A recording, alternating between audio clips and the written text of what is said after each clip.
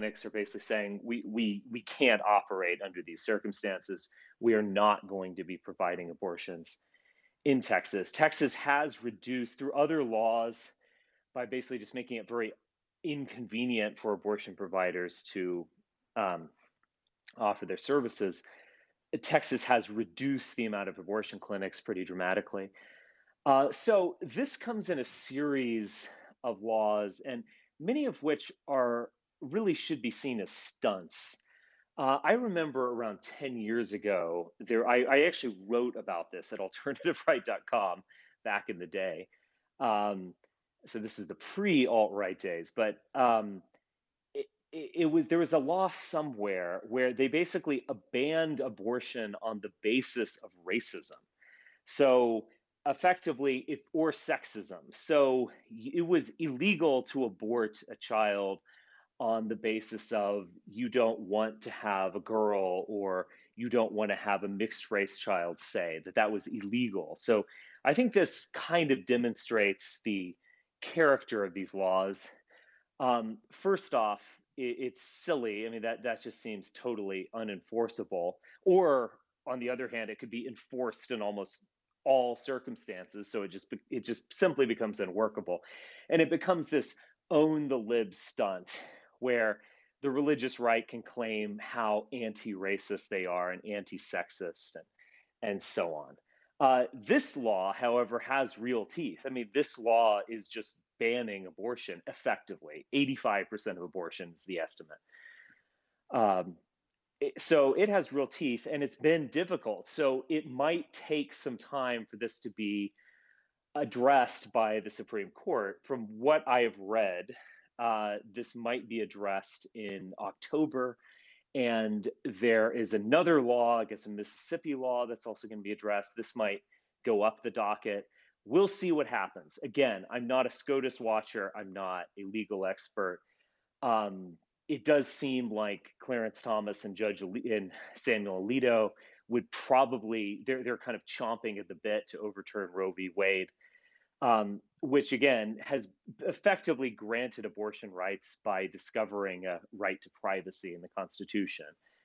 Um, and I'm not sure about the others. I'm not sure about Roberts, Amy Coney Barrett, Miss Notre Dame professor, Catholic. Not sure about her. We'll see. If I were just to simply guess, I think it will be overturned and it'll be kind of seen as a loss. This is obviously a huge issue, and I will be saying some controversial things, but I want to kind of set those up just with a background on this subject. First off, I do think that a major problem with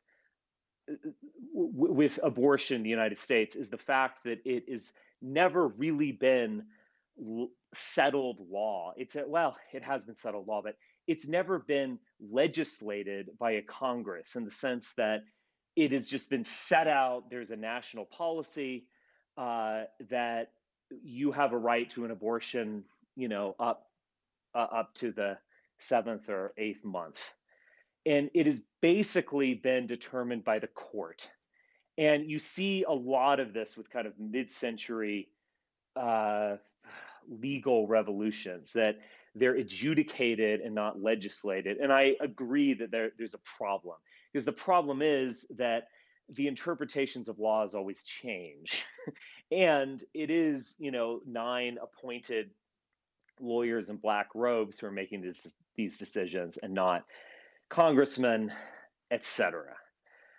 Um, but it is interesting just to look at a little bit of history here. So, according to Gallup polling, the opinions on American public opinion on abortion has been really remarkably consistent.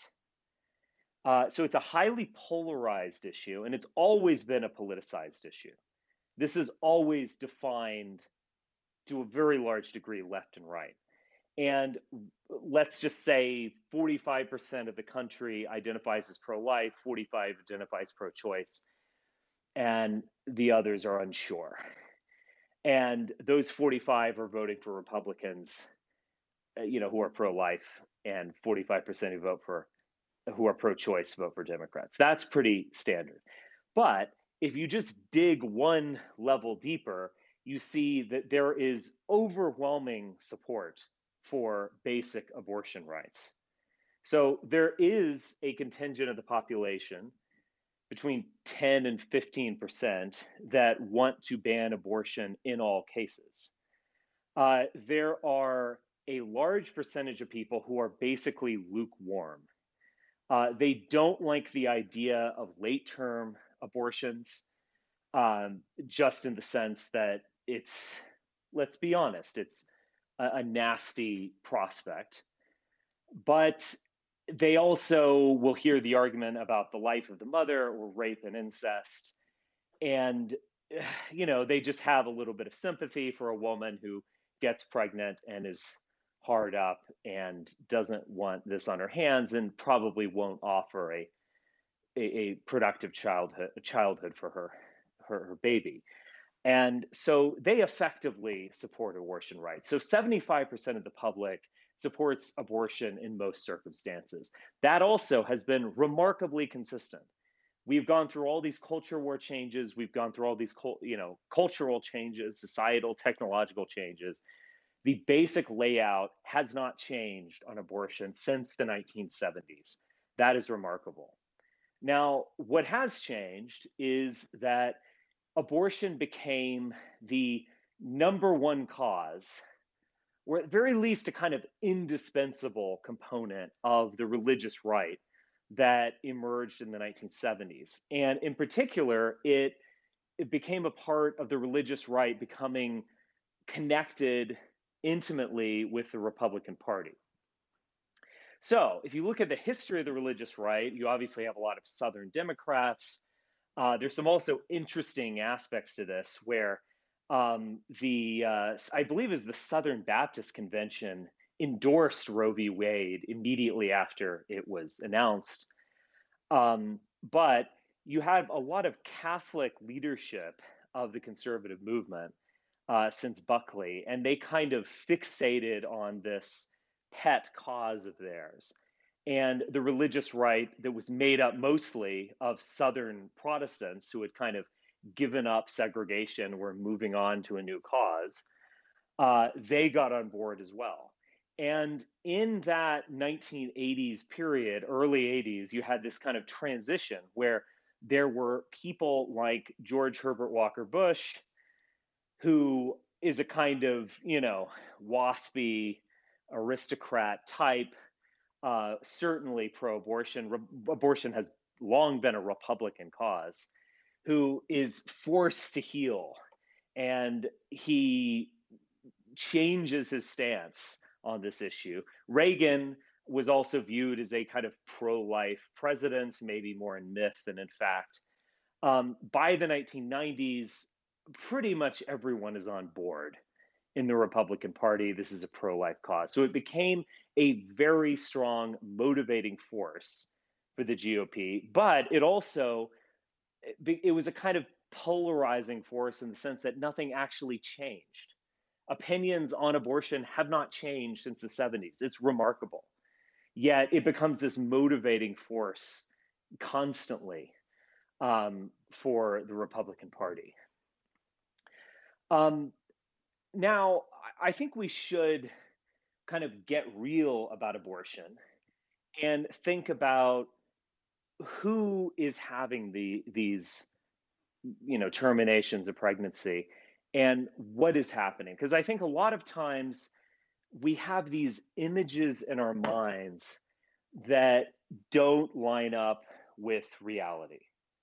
And for instance, I'm not sure this is still the case, but I can remember 10 and 20 years ago, whenever you would talk about immigration and you'd say the term illegal immigration, what immediately came into people's mind?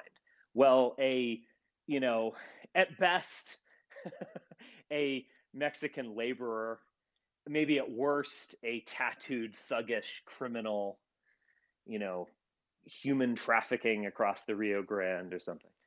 And then when you said legal immigrant, what came to your mind just immediately? Well, it was a kind of like, your Asian friend from high school who was really cool and smart and whatever. And I think these images, these kind of stereotypes can really be deceiving. And I think that that basic image was one of the major reasons why all of these conservatives would say, oh, we're against illegal immigration, but legal immigration is just fantastic. Well, I actually have the opposite opinion, but I guess I could talk about that a little bit later on another space. But I think when you think about like a nationalist perspective on abortion, when they see this Texas law and they see liberals freaking out, they love to drink the tears. They love to kind of feel like you're the patriarchal, you know, big daddy who's making all these sluts, you know, uh, get their tattoos removed and leave the dive bar and go become Catholic or something. And this is largely a fantasy, and it's, I think, very deceptive for who is actually having abortions. Um, so it's interesting. These are some just basic stats from the Guttmacher Institute. Um, First one that's not particularly surprising, the majority of abortion patients were in their 20s. Um, the proportion of abortion patients has actually declined among adolescents. I can remember in the 90s there was a lot of angst over teen pregnancy. That's actually declined.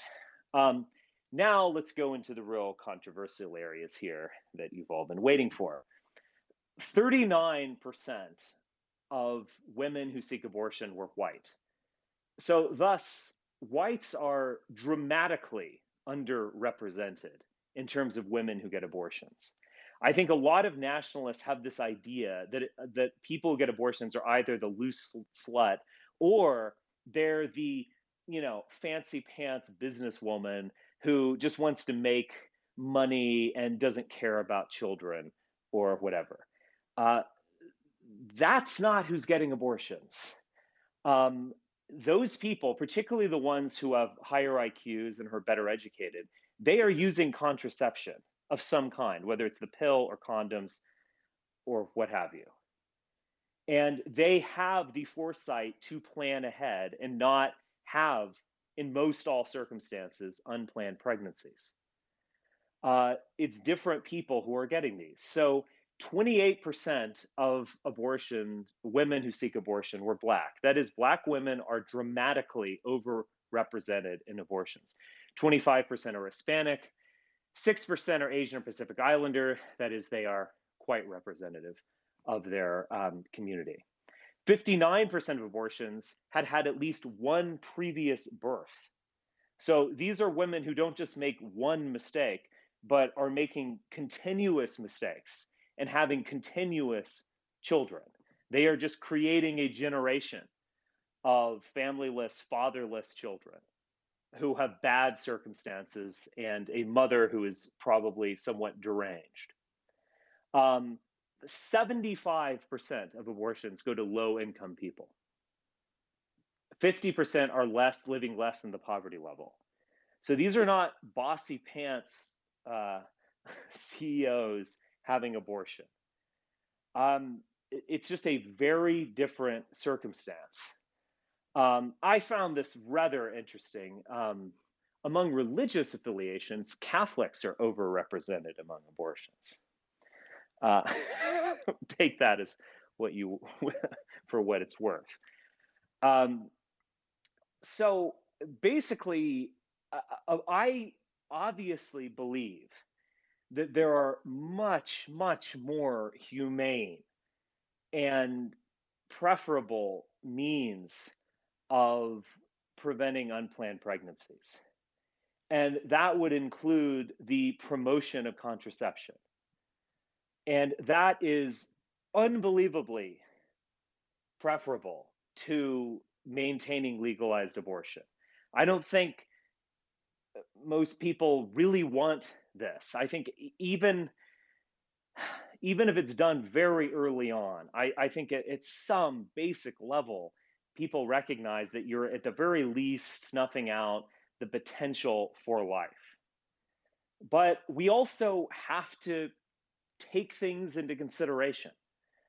In previous times, uh, childhood mortality was much, much more prevalent. In fact, more often than not, any child that was born would not make it to early childhood, not to mention adulthood.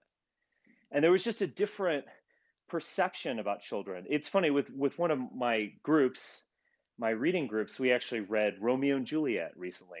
And this isn't something we stressed, but it's actually a theme in that play about the death of children in childhood, and the ones that survived to be the age of 14, like Juliet was, were kind of treasures and miracles in a way. There was a lot there was a lot of sadness and darkness, and I think in some level this concept of childhood that we have now is a kind of post-industrial phenomenon. Um, Basically, I don't know what to say.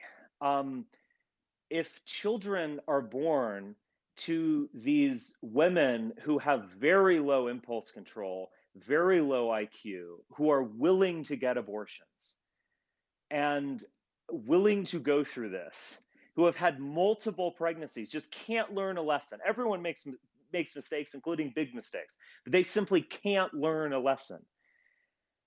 Then at some point, one has to heed Hamlet's advice that one must be cruel only to be kind, and recognize that on some level, it is better that these pregnancies are terminated. And that's a kind of very difficult thing for people to accept nowadays. And it's a very difficult thing for someone who's a moral fanatic to accept, who believes in human rights dogmas and so on. But this is how the vast majority of mankind has treated human life. And it really is a major philosophical and psychological revolution that we now believe in, people's right to life, or every life matters, and every person is just imbued with human rights. By this, I mean, it's all nonsense, and it is all fantasy, and all based on some kind of revealed religion, or kind of morality gone amok. um, I'm sorry if this is offensive to some, but at some point you've got to come to terms with this.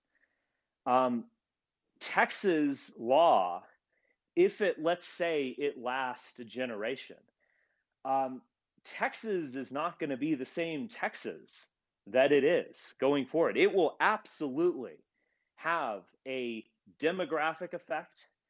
It will have an IQ effect. It will have a social and cultural effect. It will have probably a political effect if you care about that. There is just the idea that you're going to ban abortion and that everyone is going to become trad wives or something is absurd. It's simply absurd. And I just, I maybe you could argue that I shouldn't talk about this, or I shouldn't talk this way about this subject, but that's never stopped me before. Another interesting aspect of this is just children with Down syndrome. I mean, remarkably, in Iceland, and this is an interesting article in Healthline, but in Iceland, Denmark, and to a large extent France, there are effectively no children with Down syndrome born, because people, as you might know, women are able to do pre screening, and most of these children with Down syndrome are aborted.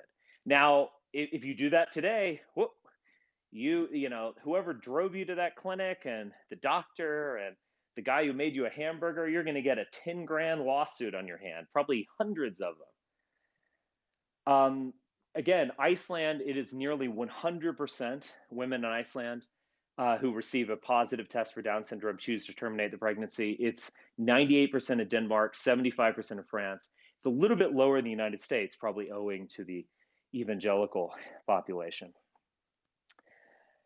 Um, the other aspect of this is, and this is kind of a side issue, but I guess it's worth discussing, is that Catholics and evangelicals will get very high and mighty on this issue and call it murder and so on.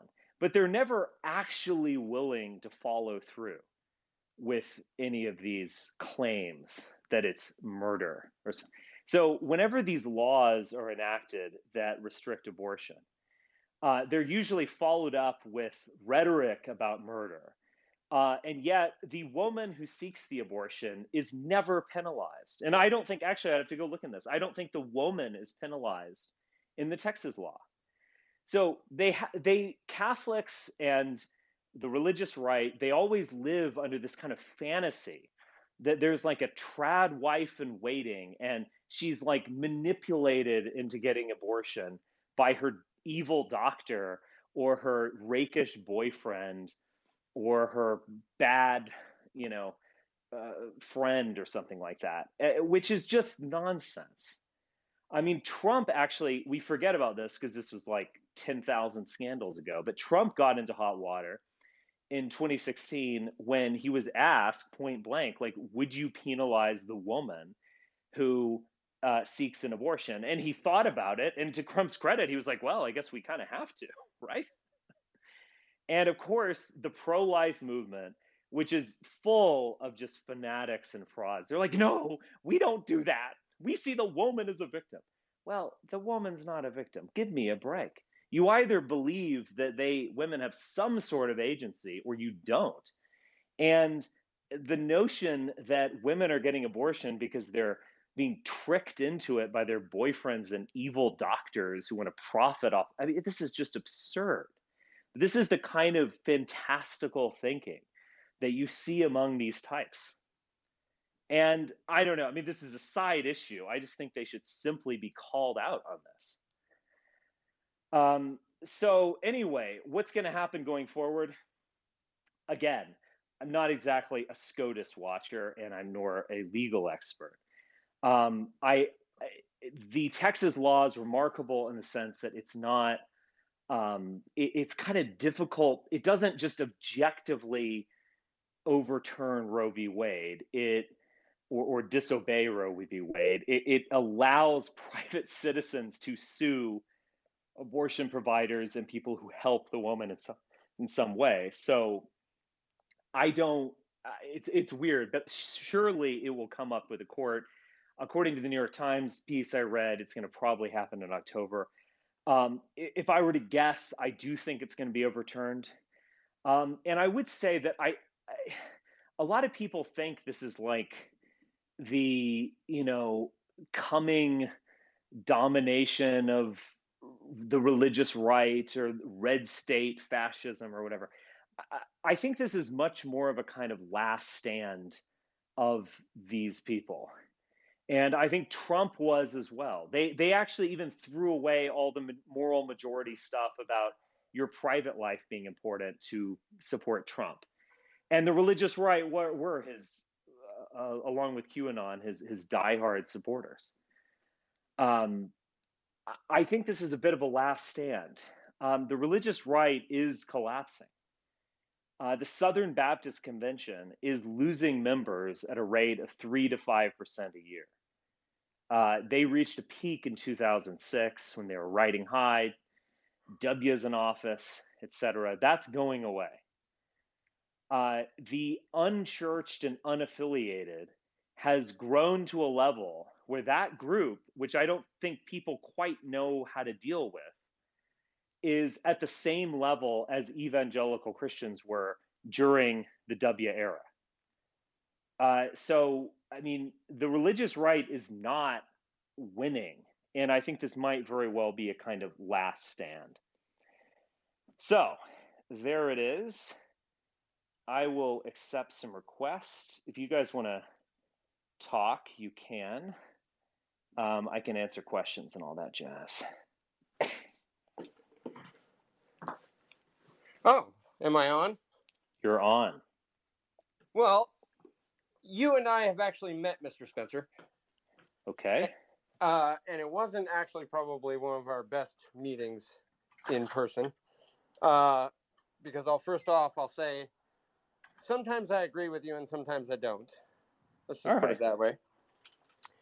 But what you're saying today is actually very much true, but it's also kind of lacking in the truth behind it all. Okay. Yes, it is the religious right's last stand, essentially. But what it is it's draconian ways and antiquated ideals that are being held by the people in control of where we are in society, and they want to keep those things, and they Uh-huh. want to keep that control. And if they create a society, a populace that is destitute, ill-educated, ill-employed, unable to advance themselves, they can teach their selective few people to retake the reins and keep going with their antiquated ideals and their draconian ways. They get to pick who gets to be the next, uh, you know, Richard Spencer or Trump or, DeSantis or any Mitch McConnell, any of those. So the Okay. real, I'm kind of hearing a lot of platitudes here and not. I mean, I could push back on any number of those things. oh, The I evangelical Christian, I mean, the growth of the megachurch is a kind of middle class suburban phenomenon. The idea that it's all preying on the destitute is just flatly wrong. so So I hold on a don't. second. I was raised as a Catholic. Uh-huh. When I got to a certain age, the town I lived in, the Catholic Church, wasn't really, it didn't appeal to me anymore, and I found Southern Baptist. Uh-huh. And I enjoyed going to Southern Baptist. I enjoyed going to church. I enjoyed learning from the church. But the minute the church started telling me who I should love and who I should hate was the minute that I chose to leave the church. And what we're seeing now is, like you said with the Southern Baptists, they're losing members. Well, they're losing members because they're telling people who to love and who to hate. That's the Okay. truth. That's fair enough. I think you've said your piece and that I appreciate your comment. Does anyone else want to jump in?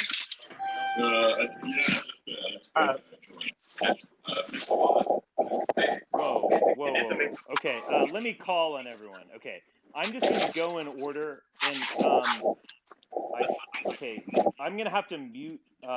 You have a femboying. I'm just going to mute your mic, just because there's some background noise going in there. So I'm just going to go in the order that I see them here. It might not be the best order, but it just is the way we're doing it. So, Cloyd, again, you first. Yeah, thanks, Richard. So I had Sure. two questions, if that's okay. First, I was curious. It seems like there's a major divide, kind of demographically, in the conservative movement between, the voters who tend to be socially conservative and pro-life, who are unfortunately Southern Baptist or Pentecostal, and Yeah. then conservative leadership, especially like intellectual leadership in the society and other legal institutions, which are like overwhelmingly Catholic. Yeah. My experience interacting with Federalist Society and like conservative elites is that like if they're not Catholic going in, they're usually converted to Catholicism by the time they finish law school. And I It was is wondering, a remarkable phenomenon, and I don't quite know how to explain it. but even like Newt Gingrich and Rick Santorum have become Catholics. Mike Pence is a kind of exception. I believe he had a Catholic background, but then converted to some. Yeah, he converted to some kind of evangelical What are Pentecostal. some other examples? I mean, what's remarkable right now is that all levels of government are run by Catholics. The Supreme Right. Court, the presidency, Congress. Pretty remarkable stuff. But I don't know. I can't quite explain it. I mean, it might be some kind of Buckley influence that's residual. It might just be this fact that, evangelical Christianity is the kind of base, and those people are rallied to something, but the people who become leaders start to kind of think a little more highly of themselves, and they see the kind of intellectual poverty of, say, the Southern Baptist, and they want something with more smells and bells and a tradition, and that's kind of European in some way. But it's just a remarkable thing in the conservative movement. Right, that's been my experience, is that most of the people who convert from either mainline Protestantism or evangelical Protestantism, kind of liturgically high tradition, or Mm-hmm. in Thomism or something like that. And also, I think the Catholics are overrepresented in law in particular. Yeah. And I think that has something to do with kind of the legalism of Catholicism. Same thing with the Jews being overrepresented in law. That might have something to do with it. So yeah, I was curious about that. And then the second question I have. But then America remains this kind of Protestant fundamentalist. Conservatism as an ideology remains sola scriptura. It remains this like fetishism of the Constitution. And it's kind of fascinating when you have like, Antonin Scalia like making what are kind of like structurally Protestant arguments. Like, let's get back to the original gospel. Like, this is what Jesus actually said. It's just, it's a funny thing. And I don't know if I'm not necessarily suggesting it's a kind of conspiracy or something. I think there definitely is networking involved, but the phenomenon itself is remarkable. Right. I think that there's also like a tendency in American Catholicism in general to be heavily culturally Protestantized. The practice, intellectual orientation of American Catholics, maybe even especially on the right, apart from people like, Vermeule or these kind of like dissident Catholic, traditionalist Catholic types who are very fringe. And then the second question I had is, I wondered, if there's been a change in the way that progressives discuss the issue of abortion from, say, the 1990s to now. So I'm not old enough to remember Bill Clinton, but I'm old enough to remember the late Bush. And even back then, the way progressives discussed the abortion issue was safe, legal, and fair. It was kind of this embarrassed apology for unfortunate institution. And now this seems to be kind of breaking down. There's a campaign a few years ago called "Shout Your Abortion," and if you've seen, I imagine you're pro-choice, but you probably regard it as grotesque. These demonstrations of them mutilate like a baby doll or something to show off. I wonder. It does seem like there's a kind of more militant pro-choice. I mean, not for like the reasons that the conservative movement talks about, like eugenics or whatever. It's more like female sexual emancipation or something like that. Yeah, well, I would say when abortion was and birth control in general was originally talked about, it was talked about in the way that I've talked about it. It was a kind of eugenic, one generation of morons is more than enough way of talking about it. And with Holmes and Lothrop Stoddard and Madison Grant and Margaret Sanger. And that gave way to a kind of post-war or a later post-war consensus where it was safe, legal, and rare. And it was kind of like, let's just not talk about it, guys. Let's not fight about this issue that kind of makes everyone uncomfortable and just encourages people to be very self-righteous. But I would say over the past 10 years, I think you're right that there's this move towards like, I got an abortion and I'm so proud. It's this nasty, like Sarah Silverman like way of talking about abortion. I just think that's just, I don't have any other explanation. It's just a general coarsening of the culture. And Just that kind of, I don't know, Ed Dudden's like spiteful mutants. It's just really nasty people who were bragging about it, as opposed to seeing it as something that you can't really talk about. What was that Hemingway short story where it's mentioned? Oh, you just let a little air out or something. It's like it's something so kind of it's such a problem. You can only talk about it in euphemisms. I think we're well past that. We're into this just totally nasty stage. Yeah, I wonder if part of that is just due to the increasingly post-Christian character of the right and left, but especially the American progressive left. That kind of the traditional historical base of the pro-choice demographic are mainline Protestants and liberal Catholics, Mm-hmm. and increasingly, were it not for immigration, Catholicism would have demographically collapsed in the U.S. the same way mainline Protestantism has, and Mm-hmm. the youth tend not to be especially religious anyway, even if they nominally are Catholic or Protestant or whatever. And I wonder if it's just like they don't really have the same kind of inhibitions that someone like Biden would have that would lead him to say, like, I'm personally opposed, but it should be legal. Right. They just don't have any kind of moral qualms with abortion because they don't have these kind of residual Christian sensitivities about the issue. That's definitely true. I mean, you see that with everything on the left with Occupy and stuff, and I think that's the time thing, especially economically, because I mean the main thing is abortions are just far cheaper than actually raising a child. Oh yeah.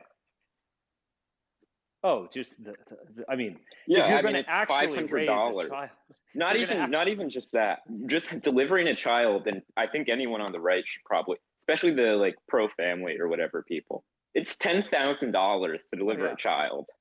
It's insane. Oh yeah, no question. And also just, I definitely know this as a father. And I mean, again, I'm certainly not perfect. I'm a divorced dad, but I mean, the time commitment, your commitment to, picking kids up at school, taking them bowling. Yeah, I mean, even just picking up diapers. kids, I mean, it is impossible for most life. people. Yeah.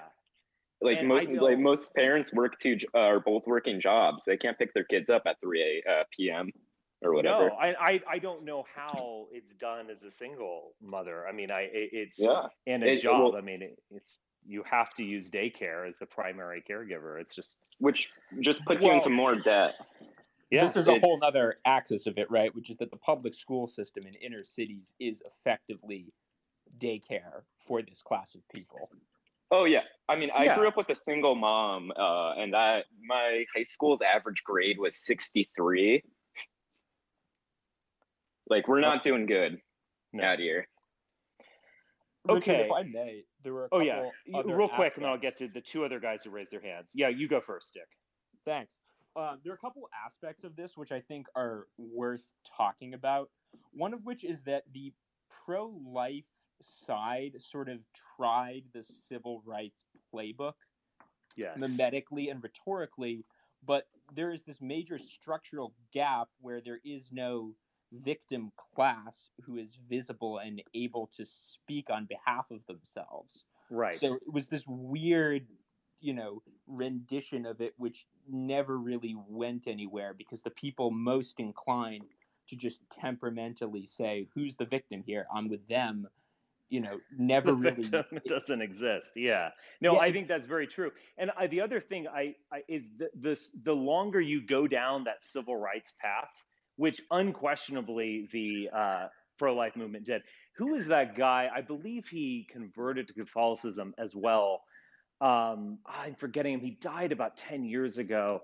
But he was just saying, like, this is, I was a civil rights activist in the 60s, and the anti-abortion crusade was just the next stage of the civil rights movement and so on. And it moved away from like patriarchal values and became just like human rights dogma and almost like valorized, in a weird way, kind of almost like valorized sluts who pop out kids, and who just, oh, I won't get an abortion. I'll, just send them all up for adoption or just take care of them. It almost valorized kind of anti-family values in this kind of weird way once you go down that road.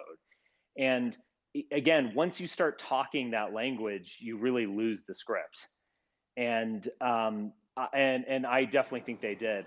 But I guess what I'm kind of struck by as well is like, I don't know. I mean, this is maybe a side issue, but I don't think it should be discounted at all. I mean, Ed Dudden, who I work with, who I edit all of his stuff, I mean, child mortality is kind of the crucible of evolution. And child mortality was just so ever present in our lives before the Industrial Revolution and medical advances and fossil fuels, et cetera, that I don't think we quite understand that now.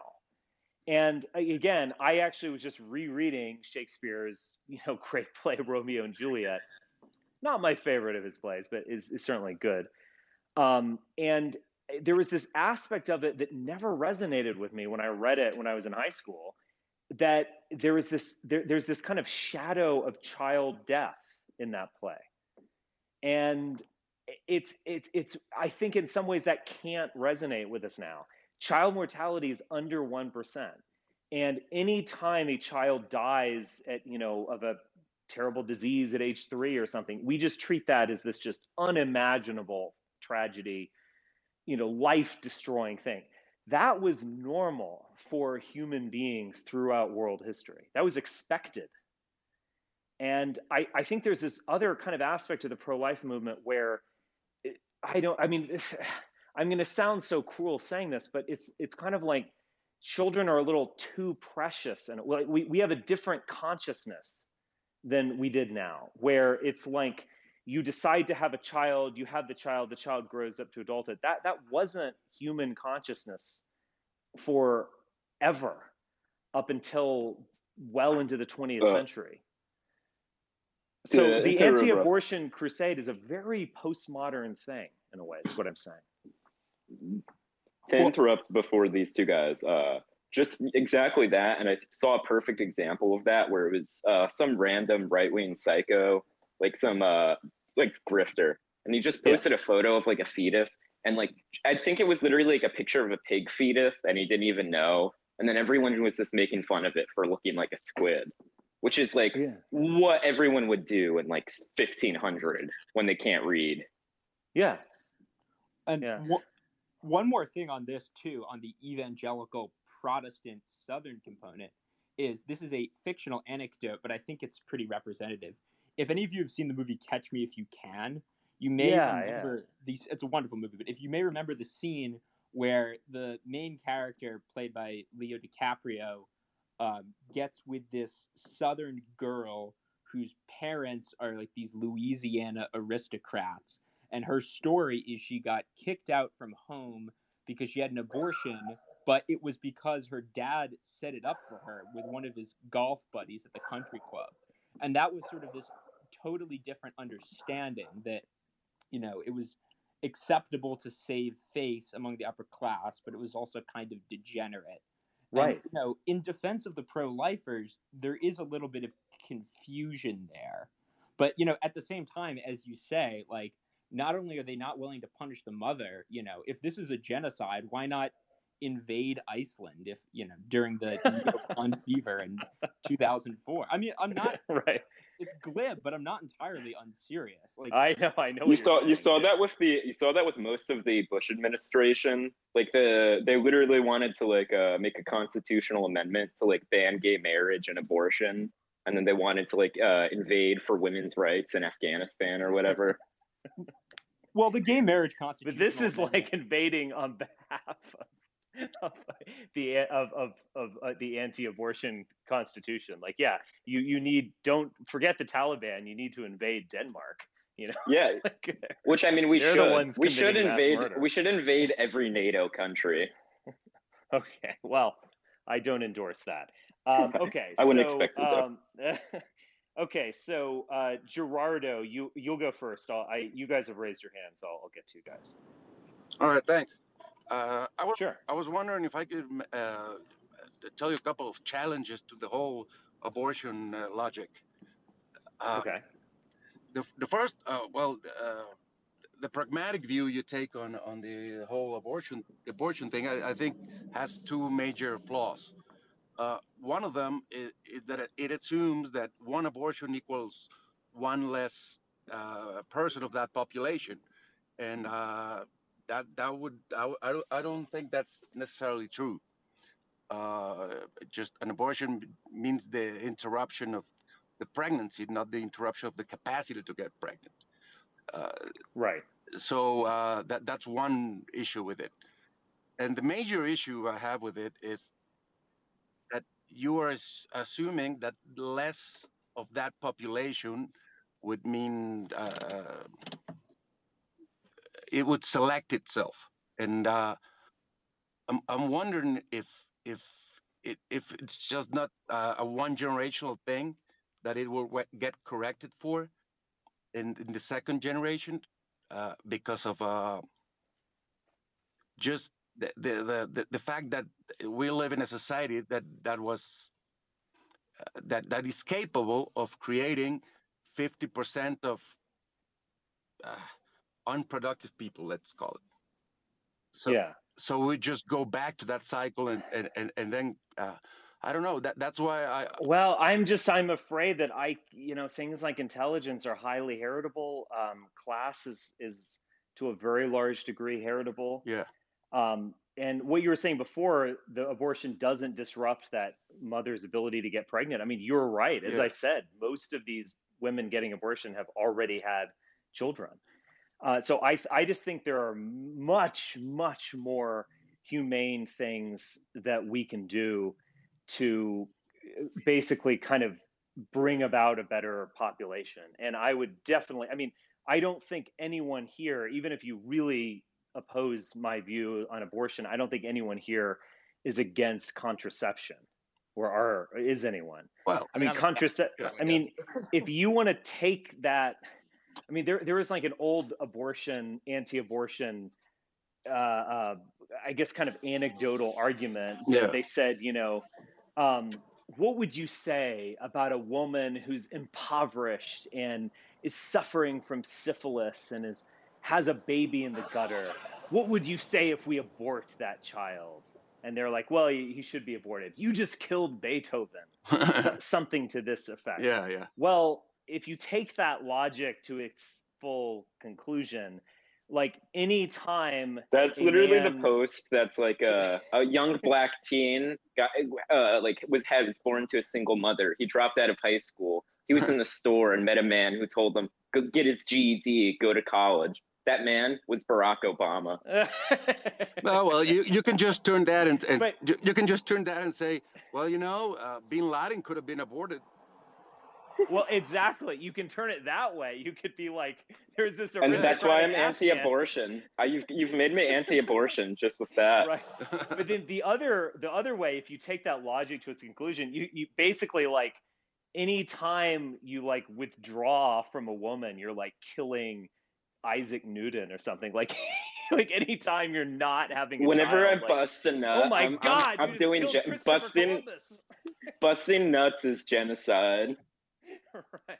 If you don't wear a Yeah, chastity yeah. cage, It's you're it, doing genocide. it's like Yeah. I mean, it's like playing the lottery like 50 million times just to win the jackpot. right, exactly. So, I mean, I understand what you're saying. I just think these things are pretty heritable. But anyway, let me go to counter revolutionary. You're up next. Thanks, Richard. Sure. When you look at the this issue through the lens of like dysgenics, class, eugenics, etc., you can start to question, like, why do liberals, uh, why are they pro-choice in the first place? It seems like, if looked at completely objectively, the positions on this should be reversed. Right. But I have increasingly shorter and shorter conversations with liberal friends and family members, and I can confirm that they are apoplectic about this. They are just hysterically black-pilled about the situation in Texas. And the reasons they give for this, they tend to tie it in with like the race ideology. They say they have a similar take to like this is the last stand of the Religious right. religious right, Yeah. specifically the white religious right, which they see as like the concepts of like white people and Christians is like merged into one concept to them. Yes.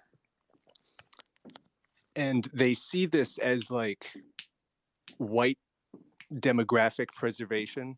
That's how they think that this is being rationalized by like basic bitch Republicans. Like they're trying to preserve the white race because they also have this flawed view. They have like the banning abortion is going to create more blonde trad wives view. Right. Uh, So they're both wrong. They weirdly buy into the same myth that a lot of pro-life people do. And they're incorrect. I mean, I would say that in terms of look, all of this is dependent upon the liberal, but with a lot of white liberals, like if you start to scratch the surface of them, you find a eugenicist hiding underneath. I brought up And the I wouldn't say that about religious right people. If you scratch the surface of them, you discover a human rights advocate. yeah, exactly, the eternal Christian, but that's I think a discussion for another I think time. that switch is why you've seen Catholicism become so popular and resurgent almost, because it's like woke now, and it was previously sort of anti-war, but not in any serious way. It's perfect for, and basically just American hogs, liberal or conservative, that like need some insane justification for everything. Yeah. The conservatives might even be aware of like the dysgenic aspect of it, but they just their moral stance about like abortion is murder that just supersedes it. It trumps whatever ideas of the impact it could have on society in their minds. You see Which that liberals just can't accept. They can't accept that it's liberals not can't, but more of the far left can. And I think it's very similar with how basically all of the media between the two is just like pictures of mass murders with music over it, from like Silent Scream to every Maoist video ever made. I'm not familiar with that side of YouTube. Yes, I recall. Silent Scream. That was a famous. Yeah. That was famous I think that was an anti-abortion video. I thought that might have. Wasn't it? Yeah, I think that might have been the guy you were mentioning earlier who converted to Catholicism. But yeah, it's this insane video where they basically just show abortions happening while this guy narrates over it, and it's like 500 billion of these are happening every day. We're doing a genocide. Right. Yeah, I have to say there is a weird thing about it. And there are people who protest here in Whitefish in Montana. Mm-hmm. There's people who protest an abortion clinic literally not 24/7, but 365 a year. They are always outside holding up a sign, and they're generally innocuous people. They would say like, honk your horn for life or whatever. And I don't honk my horn, but I don't also. A friend of mine went to an anti-vax rally just because it was incredibly funny to him, and they just offered him free pizza. Like they're just really dumb people. Like it's sad that they believe these things. They're fine. I mean, again, I don't want to like. There's no need to go and like burst their bubbles or something, and so they're fine. No, exactly. But they advanced things, and I was actually driving with my children in the middle of downtown Whitefish, and they were holding up signs of basically just mutilated corpses. They're these late-term abortion, like half of their face is missing. And I was see that with a lot of the left, with like what? Yeah, and I was. Yeah, it's almost like the left like showing pictures of Yemen children starving to death, and being like, "This is so sad. Sign my petition." Right, and it's the same thing. And I'm there with my children, and it's like, guys, I actually didn't seek abortions. I am dedicating my life to my children, and you're freaking us all out right now.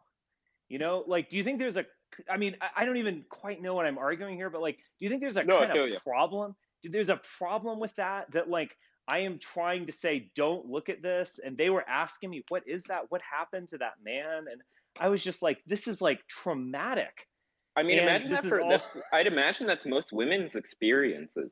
Like delivering a child alone is incredibly graphic and gross and sure. traumatic, and it's just people constantly. I mean, if you've had an abortion, most of those people have like PTSD, and I'm not even defending that because I don't really care, honestly. Mhm. But like, yeah, like if they're not gonna like see like a picture of them when they were under anesthesia that's like just like organs being ripped apart and be like, oh yeah, I'm gonna believe what you're saying. They're gonna be like, you're a fucking weirdo, leave me alone. Yeah. Yeah, no, I have to say that that protest was extremely counterproductive and was arguably traumatizing to the people they're trying to protect. But very bad taste. Very similar to BLM even. I mean, sharing like video, like just white people sharing videos of like people being executed and being like, this is so sad. Yeah, Subscribe to my OnlyFans. it's a snuff film basically. I mean, Yeah, what they're showing in any other context might very well be illegal. I mean, you can't just show pictures of dead bodies or people they're getting they've they're shot or making something. they're I mean, it's making a non-satirical, non-fictional version of like Cannibal Holocaust or yeah, Salo or or a yeah, Serbian film, and they're just like, and they are entirely missing the point of those movies, right, which is exactly, its exploitation. yeah. Okay, so let's move on. You guys raising your hand. So this is Snout Yeah, 14. yeah, that's me. I Yeah, was getting a little bit impatient towards the end. sorry Um, about that. that's all right. So I got two separate questions for you. The Okay, first question is, would you vote for Biden in 2024? definitely. Okay. Uh, and the second question is, what was the nature of your relationship with Paul Gottfried? Paul Gottfried was a mentor of mine, really. It's funny. I first emailed Paul Gottfried when I was in 2004, and it was the first article I ever published, which was a review of a George Weigel book, actually. And I was critical. He was a kind of neoconservative Catholic. And I remember reading Paul Gottfried and really enjoying him and sending him my piece. And Paul Gottfried kind of gave me some notes. And we just talked a little bit off and on from then on. And then when I was at Talking Mag, I would publish him all the time and we would talk all the time. And I certainly did lots of, podcasts with him and have spent time with him. I mean, I like Paul a little bit. Over the past years, we've kind of gone different ways, but I still like him and I absolutely respect his work.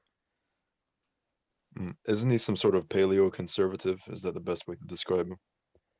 Yeah, I mean, he's kind of he even apparently coined the term paleocon. Um, he's also a very different. It's funny because he's kind of the ultimate paleocon, but then has a very different starting point than most paleocons. I mean, he's Jewish and he is very well read in German philosophy. So he is just as influenced by Nietzsche and Hegel and so on as anyone else. Yet he kind of threw his lot in with paleocons and even libertarians to some degree during the 90s with the kind of Rockwell, Rothbard, Sam Francis, Pat Buchanan moment, very similar to the alt right.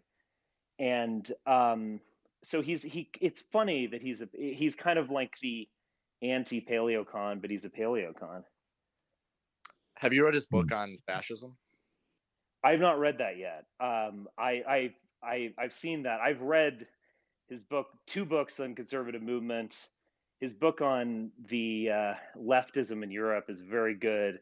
After Liberalism is a very good book. I read that like 15 years ago. I should probably reread it. Yeah, I've read a ton of his. I've even read his book on Hegel a while ago. And I've certainly talked with him I definitely know how he thinks. But yeah, I would highly recommend that everyone read up on Paul Gottfried. I think he has a new book on anti-fascism, and I've seen some excerpts from it, and it definitely looks good. He quotes Nietzsche um, profusely, and interesting guy. Okay, is that your question? Yeah, that's everything, Mr. Spencer. Okay, seemed kind of inquisitional, but I don't quite know what you're getting at. Oh, no, Um, no, I wasn't implying anything. I was just those were the only two things that came to mind. Okay. Yeah, I mean Biden has faced reality, and I absolutely respect what Biden has just done in Afghanistan. He's taken his lumps. That's heroic. Many Left people forget no. he pulled out of Yemen too. Oh, interesting. I Yeah, didn't months even ago, know that, to be honest. 2 months in, he ended all of our support to Saudi Arabia and Yemen. Unlike unlike Trump, who went and was arm in Literally, arm. he fucking. Have you guys seen the video of him meeting with MBS? You all need to watch it. He pulls out. It's like a skit. He pulls out boards and he starts pointing to them and he's like, $80 billion, great deal. We're making a great sell right now. Wow. It's Um, insane. I think he's facing reality in the sense that, I mean, I retweeted something today where he said, this is the end of the era of trying to remake other nations. Now, keep in mind, this is a man who voted for the Afghanistan war, voted for the Iraq war, supported it all. I mean, he was a neocon ally, and then he kind of faces reality in office in a way that Trump couldn't. I mean, Also, he again, wanted to make Iraq an ethno state. He wanted to divvy it up into three yeah, ethno he did. states. Which He I mean, promoted that at one point. yeah, I think Probably which smart. I guess explains why he's based to a lot of people. Yeah, it's probably smart. It's funny. I remember very early on in my career doing a blog on that and kind of like not having an argument against it, just basically bashing like neocon and neoliberals, like, oh, this is what they want to do now, tear up the country. And it got retweeted by Andrew Sullivan, who was like the biggest blogger on the planet, and had been a like extreme war hawk, and then had just flipped in 2004 or so, and feeling very proud of myself. But I actually kind of disagree with that argument that I made in my 20s. I think I would not have gone into Iraq, obviously. Mm-hmm. But is that a solution to the problem? I think It absolutely maybe is. a two-state solution might have been better than Abu Ghraib. Just Yeah, saying. exactly. Okay. Horatius at the gates. Yes, hello. I got two basic questions. Number Sure. one would be, how does a civilized society, one that like gets civilized and makes stuff like South Korea, how do you, you know, how do you not have any restrictions, relatively speaking, on abortion, or have pretty much no restrictions on access to contraception, yet still are able to maintain birth rates that either maintain the population size or are at above replacement level? Because looking at like South Korea, as I was pointing out, they have had like birth rates like one child per woman, and it has been like that for Yeah. decades. And the population is now shrinking dramatically. And like, there was a report that came out that within like 200 years, there like literally won't be any people in South Korea. They're kind of exaggerating, but it'll become so rapidly depopulated.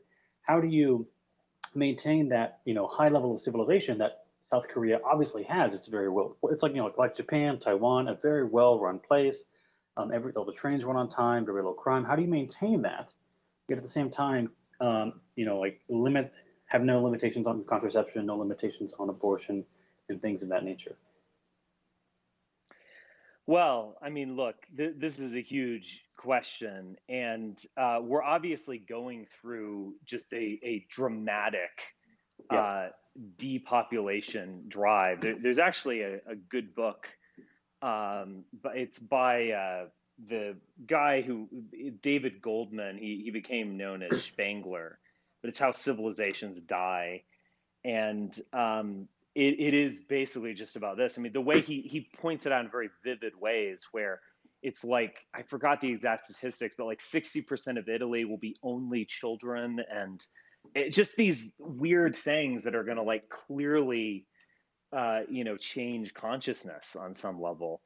And yeah, and in many ways, like technology is helping. I mean, technology that's taking away labor. I mean, it is, you don't need all of these, street sweepers when you have this big machine that does it.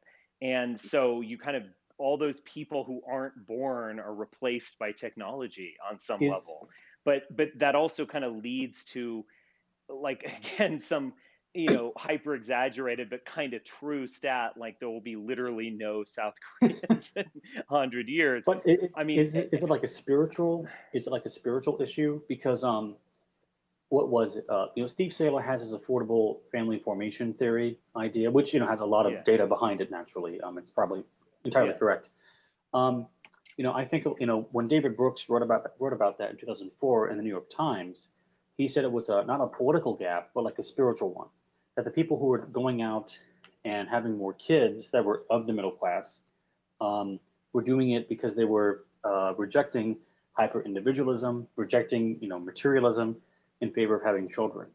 I think that the Peter Turkin, who's kind of like the modern day statistical doomsday guy, pointed out that one of the reasons why people kind of assume, almost sort of to a certain extent, kind of assume that they are much better off than they were previously, outside of like widgets and gadgets, is because they actually have fewer kids. So it's like the number of children people have, and this is before 2020, the number of children that people have has more than halved from like the mid 1950s. Yet the average size of a newly built house has more than doubled when you look at like square footage from the same time. Yeah. So it's like our houses are twice as large, but you have fewer children. And I'm looking at this, I'm like, okay, you have more stuff, but you have fewer kids.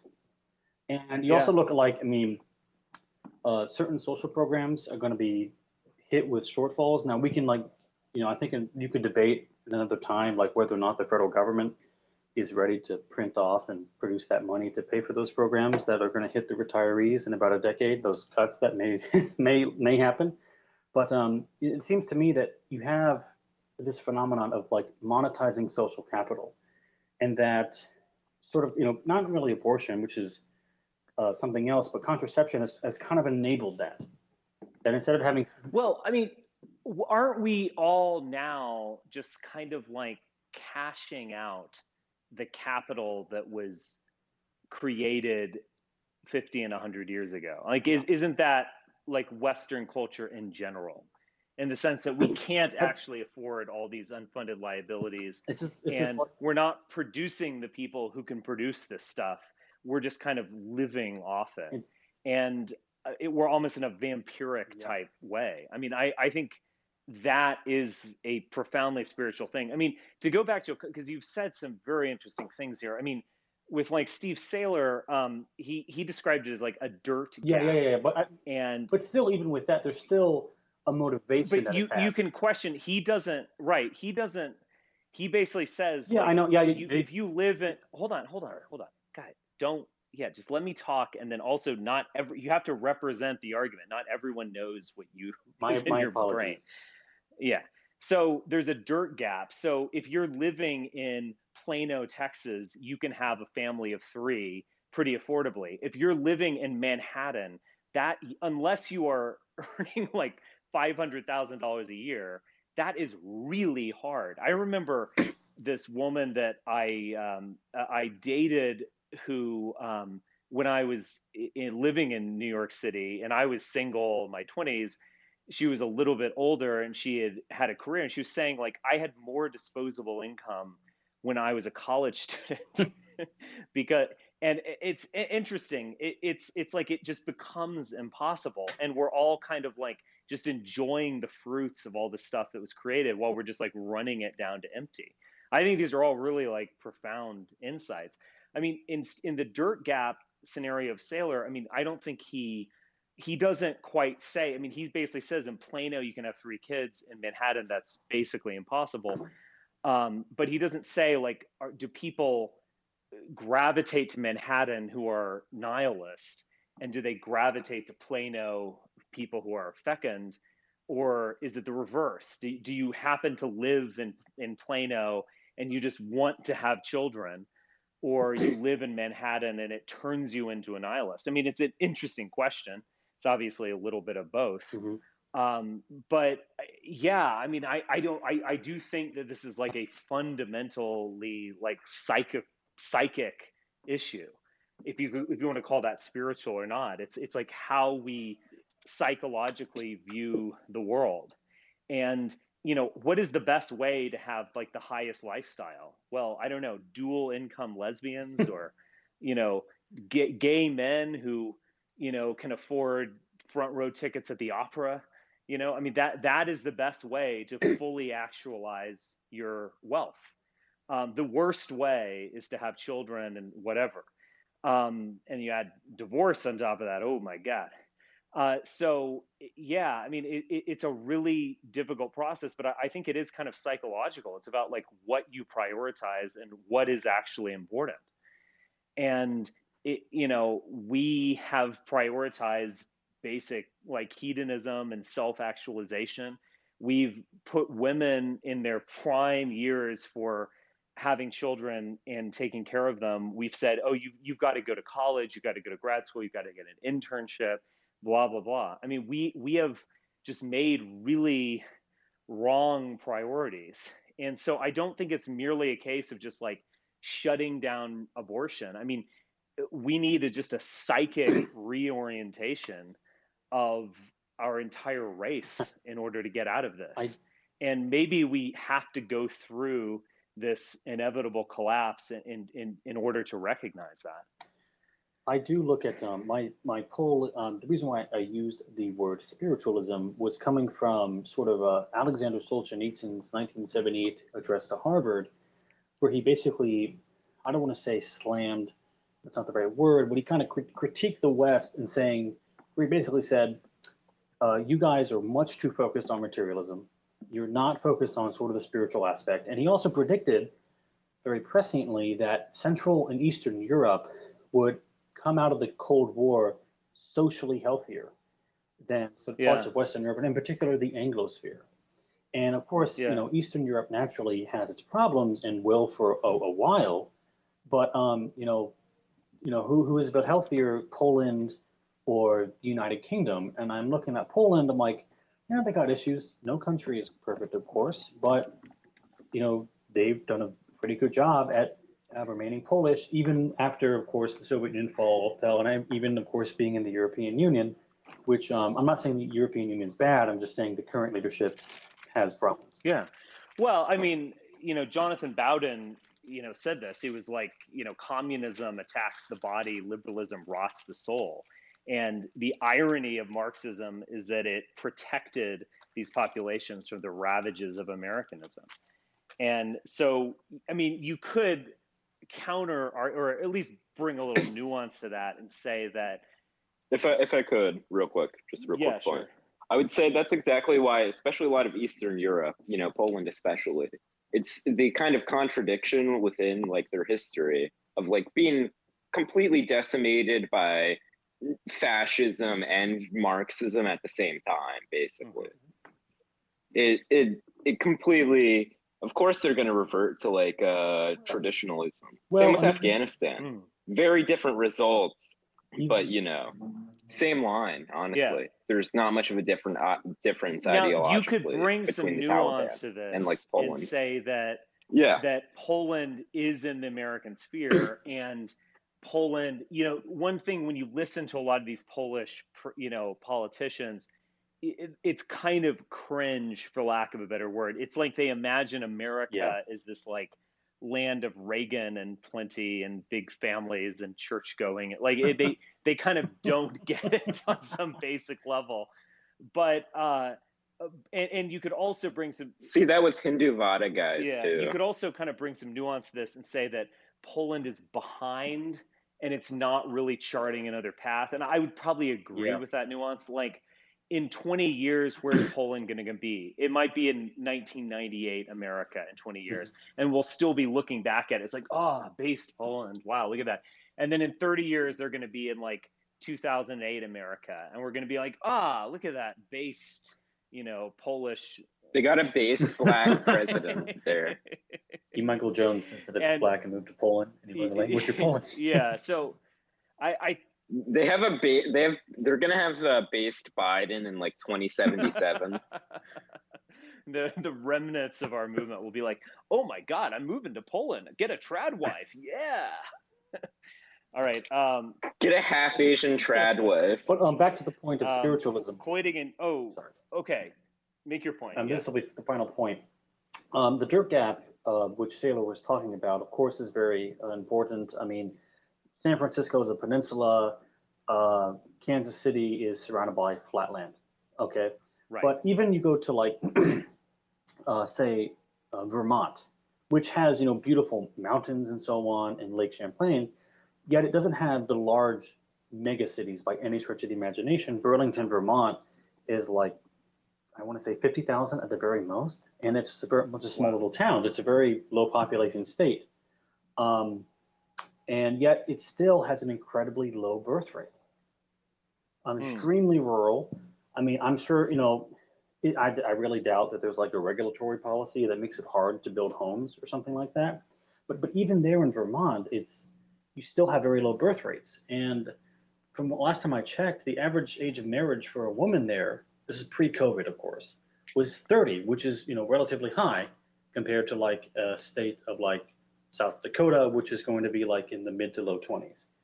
So I think it's more spiritualism to a certain extent, as opposed to, I mean, granted, geography is very important, but I'm still looking at more of a spiritual aspect to this. Oh, we need a total reorientation. I mean, I don't think, I definitely do not disagree with that. I mean, there needs to be some kind of renewal. And I guess all that I would say is just merely banning abortion is not going to achieve that. It's not nearly radical enough. I mean, we need a total reorientations of our psyche and our just explicit priorities. And it's not based on the personhood of a fetus. It's based on that our people will flourish. And it's a kind of new collectivism in that sense. And that is hard. That is almost impossible to do in a liberal era where we, think in terms of individual rights. So one thing I've noticed with abortion is that both sides are kind of making the same argument. It's kind of like those new atheism versus creationism debates where both sides were arguing who could be the best liberal. So it's like Richard Dawkins would be like, Christianity is just wrong, and Christians have done bad things. QED. And then the creationists would be like, there's no morality without God. You can't be a liberal without God. And they'd have that. It's just this argument within liberalism. And Christopher Hitchens literally said the United States would never torture people, unlike a dictator like Saddam Hussein. What? He said that? Yeah, he said that. I'm paraphrasing, but he literally that was like 90% of what he was saying. He was very bad at foreign policy. Richard Dawkins, to his credit, is actually like has better just like superficial opinions. But anyway, all of those guys are just complete zeitgeist guys anyway. They don't believe anything. It's just a meaningless argument. And like abortion, so you're either arguing on behalf. I hate to interrupt. Wait, all of you have to look up the clip of fucking Jordan Peterson talking about all of those guys, and he's just like, I believe they should be censored. I would not mind if the Taliban executed them. Oh, that's the only thing I agree on Jordan Peterson with. That was in his base days. So in terms of abortion, you have two sides making the same argument. So one side says it's female autonomy, human rights of the female. You can't tell me what to do with my body, and even the fetus can't tell me what to do with my body. The pro-life side is fetus is a person, it has human rights and dignity, et cetera. They're both making liberal arguments. And it's just this battle within liberalism that can't ever be resolved, because it's like you're gonna reach contradictions. I mean, sorry to go here, but it's I was like Kant recognized, like, the reason why he wrote a book called The Critique of Pure Reason is that he recognized that reason itself is going to create paradoxes. And the pre-Socratic philosophers recognize this, that you can make, like Zeno's paradox, you can never actually win a race because you're always getting closer and closer to the finish line, but never actually reaching it. And you're getting closer to it ad infinitum. Well, why that's a paradox is because you're engaging in pure rationality that's abstracted from the world. And it's very similar to like liberal arguments. Well, both of those liberal arguments are correct. You know, like the fetus is a person, it has rights. That's correct. A woman is a person, she has rights. That's also correct. Well, again, you're just engaging in this, like, for lack of a better word, autistic debate within liberalism. And I, you have to I address pragmatism on some level. You have to, like, say, what are the effects of this? How does this manifest in the real world in order to make a moral decision? My rights are better than your rights. A stupid back and forth. I mean, the pragmatic like progressive or whatever, it's also autistic like contradiction is the response to the right wing, which is like oh, you care about these babies that aren't even born, but you want to like nuke people, Right. which is totally correct. Right. It's completely correct. That's like true of basically 99% of people who talk about abortion. However, like it also does not address like any question of like, do fetuses have like life or human rights? Which like I'm just gonna say I have no fucking idea. Mm-hmm. It's a very extremely difficult question, and if you just engage in abstract liberal debates about it, you're just going to enter into paradoxes. It's why well, but also I think being like paradoxical is the right solution. But just honestly, Yeah. where it's like I get why people would have abortions, but you know it might be fucked up. Not in the old liberal way where it's like this is feminism, but also it's like evil. Just like I don't fucking know. A lot of society is evil. Yeah. I don't give a shit, really. Okay, we'll go back to Coitigan and then counter-revolutionary. So Coitigan, you raised your hand again. Sure, yeah. So, I mean, I raised a hand a while ago just to like shit on Poland, but maybe the time for that's past. No, it's never passed. It's always time to shit on the Poles. Yeah, I mean, on that subject, I was just going to ask you, but I think you kind of answered it. Whether you're a kind of a Slavic pessimist about, or you know, Slavic futurist about these Eastern European countries. I mean, it seems like by most metrics, apart from their kind of like based immigration policies, they're actually like totally decadent and failing. Like many of these countries, especially like the Baltic and the Czech Republic, are like the most like secular places in the world. Yeah. The lowest birth rates in Europe. Like I think the highest birth rate country in Europe is France, or maybe Ireland. Ireland was high, so it's like I don't know. I think that the right fetishizes these Eastern European countries because they kind of have some vestigial conservatism, but I doubt that'll last. Except for like Russia and Belarus and countries outside the sphere. But the question that I wanted to ask, kind of moving on from that discussion, and also I would just add on to this. I actually mentioned this in today's podcast with Ed, but isn't there something lost when a country has like no sense of destiny or mission in the world? In the sense that, like, whatever you want to say about the W era, and when I was in my 20s, I was raging against it all the time. But when George W. Bush said, we have an ideal to transform the world, that, even if it was totally misguided, which it was deeply moralizing. It was a sense of, let's go around the world and just bring the future to them. And because we are right, this is our mission. Did Russians, however shitty the Soviet Union was, Did Russians have a sense of their own moral uniqueness and moral destiny? Yes. Do these Eastern European countries, it's like, do you really just want to be a little country, where no one really cares about what you do and you're just kind of backward and you don't really have anything to say to the world? I mean, whatever you want to say about America, it's never been that kind of country. It's always had whether it's the idea of a frontier where you just go out into the wilderness and conquer everything, or whether it's a moral crusade around the earth. Again, I have critiques of the latter, at least.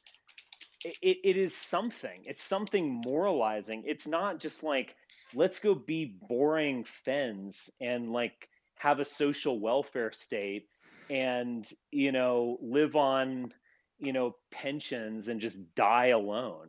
I mean, there's just something just so profoundly nihilistic. Your dream for the world isn't Denmark.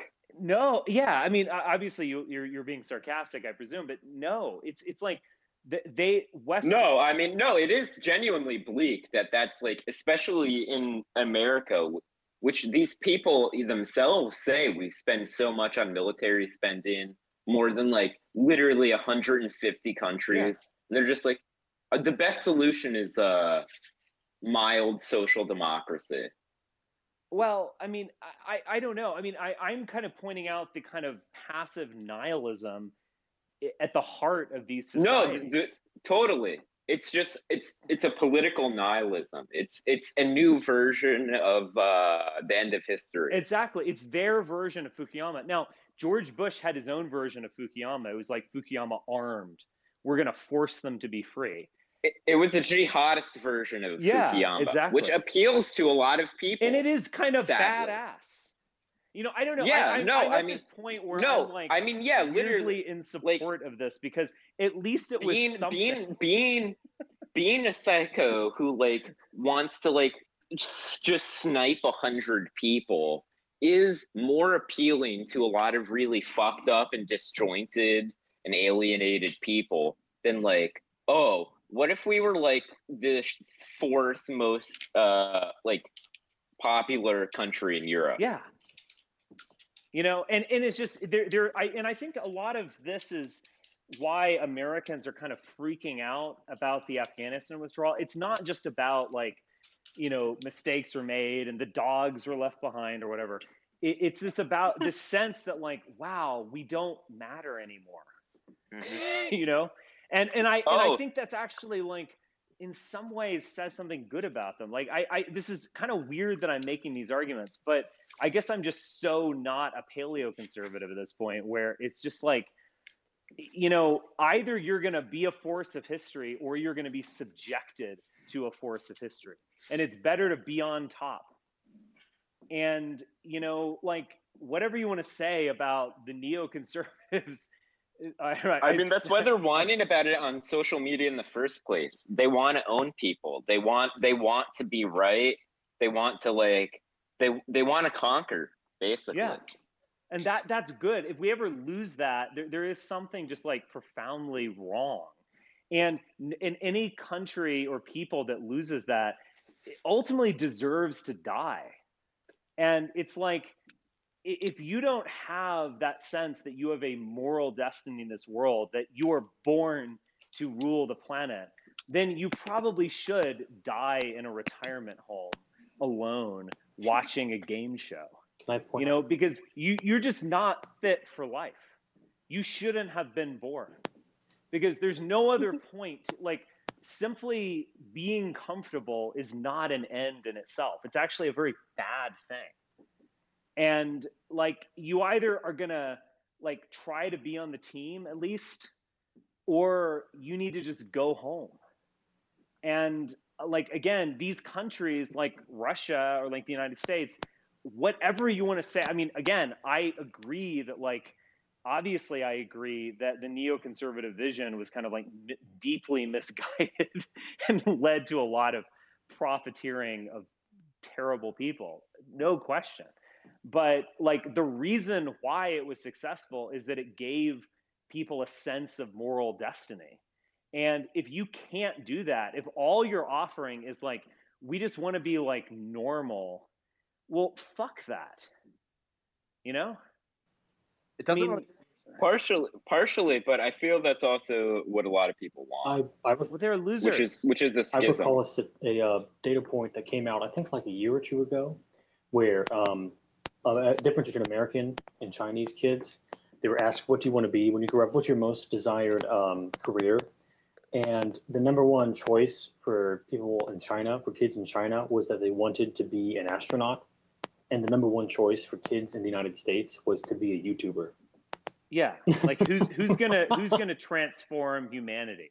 Which both China is literally just us 50 years ago. That's what most people don't realize. Well, I mean, China, at least culturally, at the very least, it's confidence. Yes, it's confidence.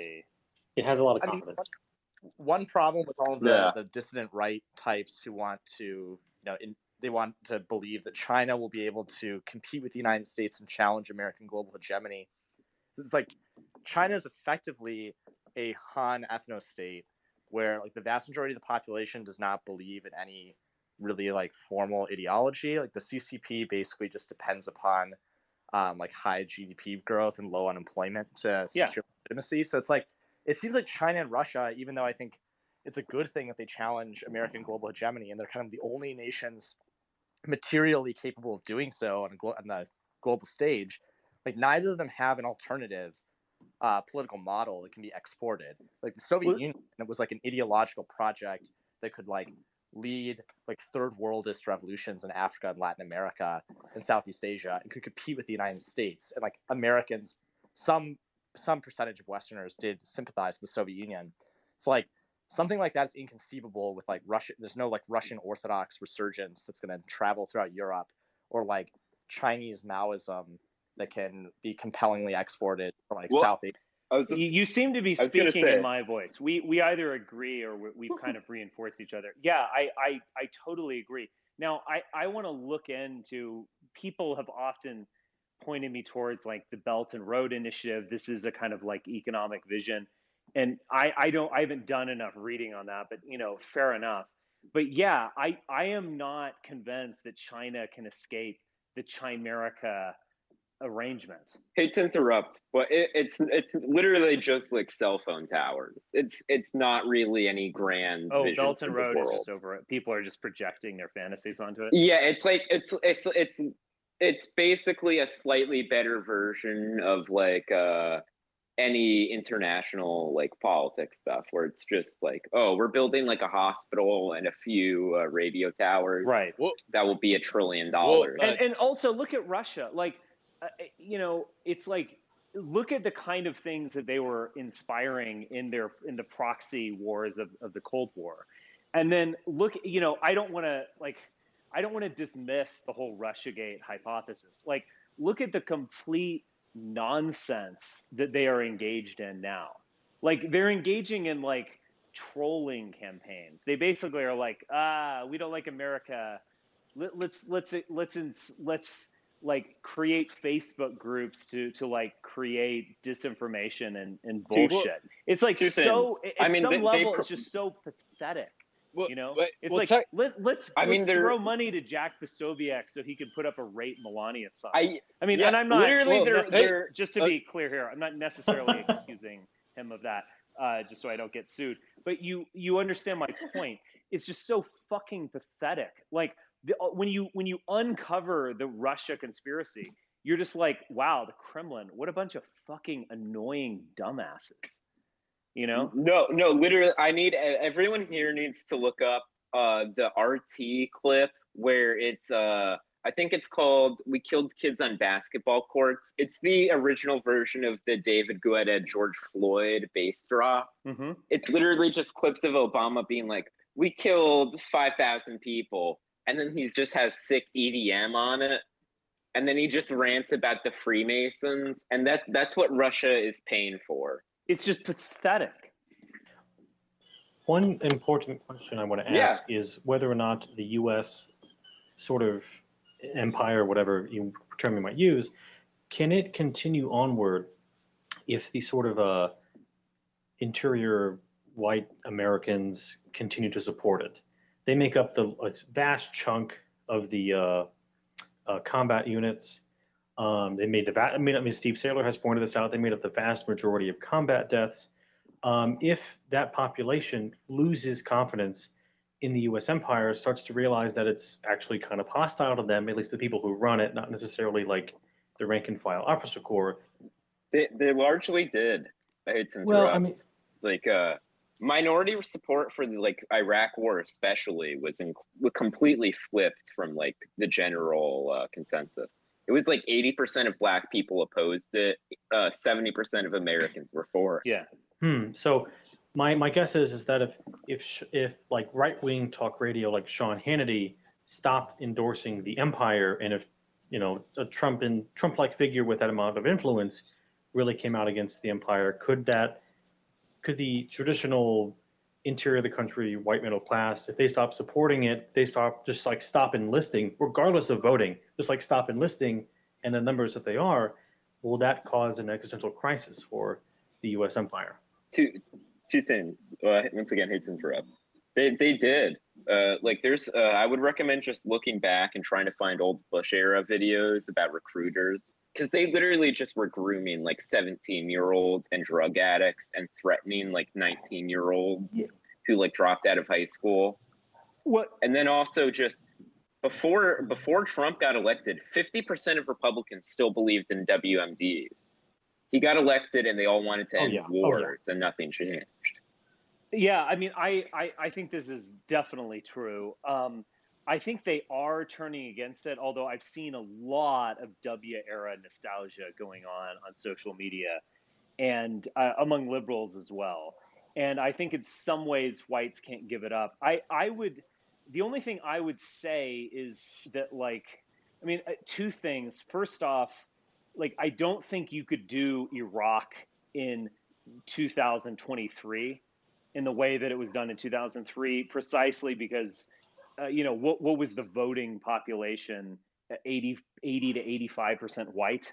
I mean, it's still now very high. It's still like 70% white. But I hate to interrupt, but literally from a Zizek book, I think. Yeah. He literally mentioned with how that kind of doesn't matter. I think fucking George Bush literally brought like a Muslim imam on to be like, Al Qaeda and Saddam Hussein aren't real Muslims. We're invading to bring human rights and liberalism and everything. And I think that would still probably work. I mean, that was what Malala was. I'm just not. I just think the current population. I mean, even putting race aside, I mean, just the current population is just so depressed and just like lacking moral energy. Well, that's exactly how we were post Clinton. That's how we were when George Bush got elected. Like, just half the country thought like he stole the country, and the other half was like, oh, he's kind of boring. Until 9/11 happened and we started committing global jihad. I'm talking about that's fascinating. You might be right about that. Maybe like in this weird way, the only thing that can overcome polarization is a good war. It's like, no, I mean, literally George Bush, I hate to be a 2000s guy. He stole an election. Most of the country didn't like him. Then 9/11 happened and he invaded two countries and everyone got hyped. Yeah. They wanted to feel good. You don't necessarily need a good cause. You need a good war. And no, not even just that. You need a good narrative. You see that with how many people flipped on pulling out of Afghanistan. Yeah. Like 90% of the country was for it. Yeah. Until it actually happened. And like, 10 soldiers died in a week. This is horrible. Yeah. This is awful. Like this, 20 years of like doing massacres was bad. But like, I'm horrified right now. Yeah. And we need to arrest Joe Biden. All right. Let's pass this around a little bit. Counter-revolutionary, do you want to jump in? Sure, thanks. I just had a finishing comment on the abortion debate. I guess that's been kind of exhausted by now, but you said earlier that both sides of the mainstream debate they accept some of the same premises, and I thought about that. the premise seems to be, how can we do right by, I don't feel good using the word undesirables, but you know what I mean, like the Yeah. low impulse control, low IQ people. Yeah. They have alternate plans on how to help these people. The right says we have to let them multiply, make more of them. The left says give them bodily autonomy, let them run wild, do whatever they want, and that empowers them. And in practice, the right's plan is more paternalistic, and this is what pisses off the liberals the most. It's one of the few issues where conservatives have moral clarity, and they don't just say, like, whatever, your own bedroom, et cetera, et cetera. Yeah. They draw a line in the sand and enforce it. Yeah. And they, it's whatever their motivations are, even though their motivations are like very liberal and human rightsy, in practice, it's like one of the last instances of like white men, putting their foot down and ruling in the, you know what I mean? It's Yeah. No, I get where you're going. It is something that it's not right. It's not just like whatever goes on your bedroom is fine by me. It's like, and there's this not many is issues something. where the right has like, or the mainstream right has a position where like, we're going to enforce our rules on society. We're not just, it goes beyond NIMBYism. The CRT stuff that sort of died out now, that had a similar sort of feeling to it. It's not just like, whatever, we're going to homeschool our kids. It's like, we want this banned in public schools. We're going to enforce. Yeah, the anti-masking stuff has that too. Yeah. Yeah. As toothless as some of it may be. As kind of meaningless as it is, they sometimes become illiberal on occasions. And regarding Afghanistan, what's up with the Taliban having like such literacy in right-wing memes? Like, I follow a couple accounts. Malang, that guy, he seems to. What else are you gonna do? They have so much free time, especially over the last few years. What are they gonna do, man? Yeah, they're just hiding. They've been lurking on this side of Twitter, I guess. Yeah, when you take over so many towns we pumped full of heroin, child slaves, and oil money, like they can steal a lot of old cell phones. They might be lurking. And they just discovered the internet. I was especially bamboozled looking at one of these memes they posted that they seem to have created themselves, of like the Taliban as like the Nordic yes man face, or not, like Greco-Bactrian yes man face. It made me wonder, who are they trying to appeal to? Like, clearly they're trying to appeal to like us, but why? I guess I'm over. Because the CIA has a lot of people on Twitter. I think it's a kind of fascinating question. I've noticed this among like Putin as well. Like, if you go back to say whenever it was 2014, when Obama kind of punted on Syria, and Putin wrote an op-ed in the New York Times, and he basically said, like, I don't remember exactly, but he basically said, like, this is actually good diplomacy, and there are checks and balances and world power, and one nation can't go it alone, and et cetera. Who is he appealing to writing this measured op-ed? Clearly liberals, the elite, the Davos community, et cetera. When Putin like trolls the United States and is saying, like, we're monitoring the situation among January 6th protesters, who is he trying to appeal to? He's trying to appeal like just directly to the alt-right, for lack of a better word. And I can't imagine why, because it's also not like he's trying to appeal to the alt-left too. He literally, him and Erdogan both called out America after we sanctioned them for genocide. He's like, we're going to sanction you for genocide against Black people and Native Americans. That's interesting. 300 years ago. Yeah. Well, no, in that case, like, he's appealing to people. Why appeal to, like, what exactly is the appeal? I get the appeal to if you're Putin and you're a bête noire on the international scene, and you present yourself as like a measured, serious person, and you're appealing to New York Times Well, readers, it's that the opposite, obviously I makes think. sense.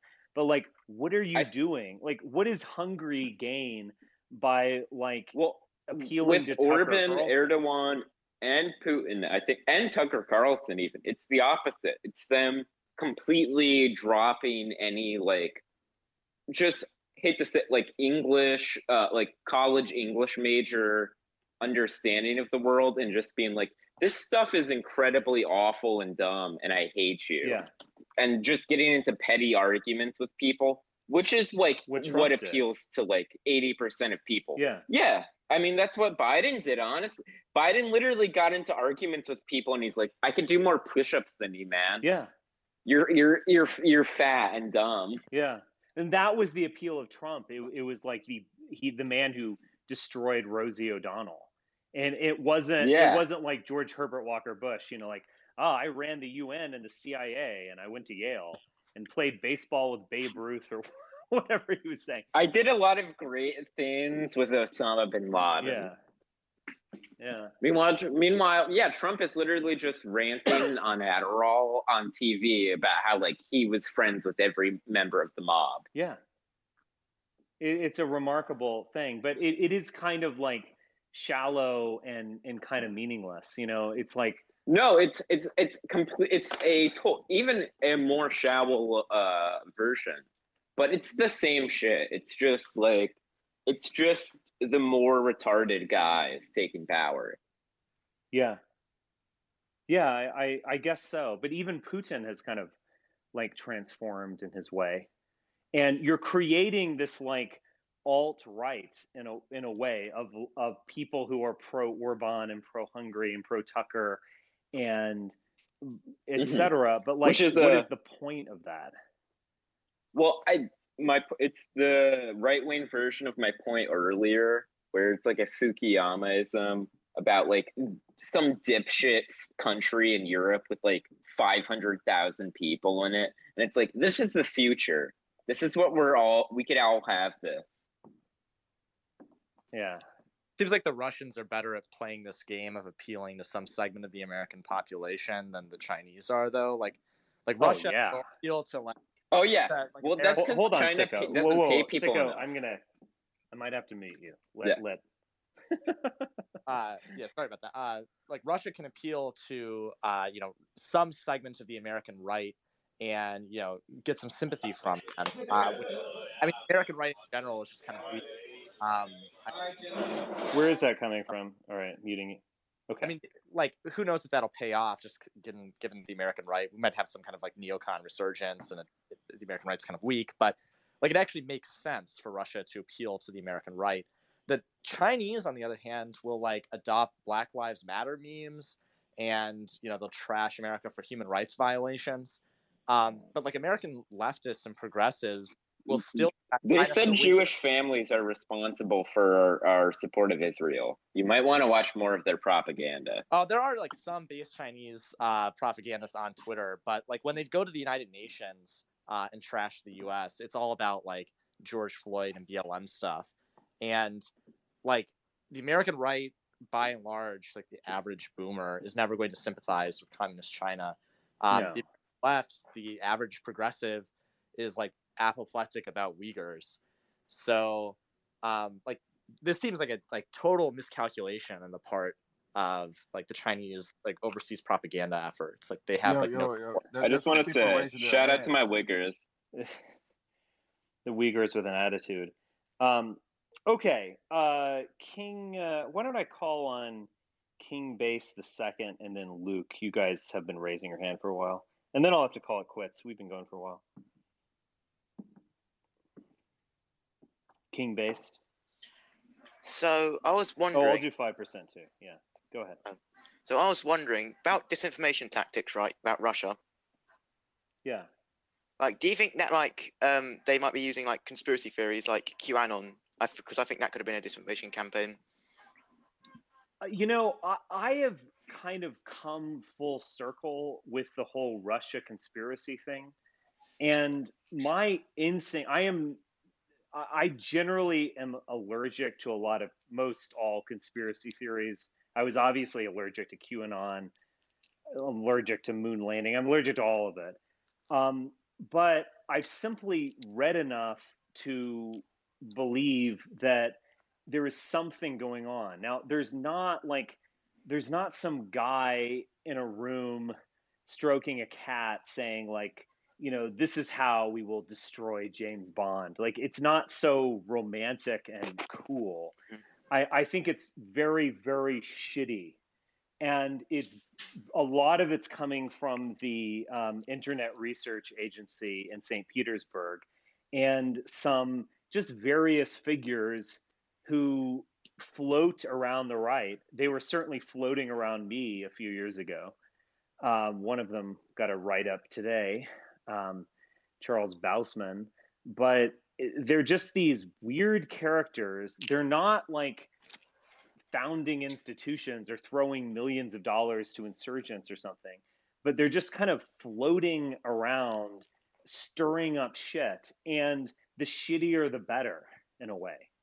And so, like, there were a lot of Facebook groups and ads sponsored by Russia that were just totally inane nonsense, like Jesus arm wrestling the devil, and it's like Trump versus Clinton or what have you, or just all these weird meme campaigns. I don't doubt, I think QAnon itself might very well have been this kind of weird combination of something that was organic and contrived, in the sense that it did kind of have a life on its own, but obviously people jumped in on it and saw that they could benefit from it, including the Trump campaign, who would just kind of wink towards it. But there's no doubt that, some of these figures want to kind of throw a bit of money here, throw a bit of support here, urge people on, just to kind of stir up shittiness. So I don't think there's like some master plan. And I think this kind of expresses the fact that like Russia has declined and doesn't have a vision for the future. I think it's more of like the West is fucking with us, and quite understandably, we're going to fuck with them back.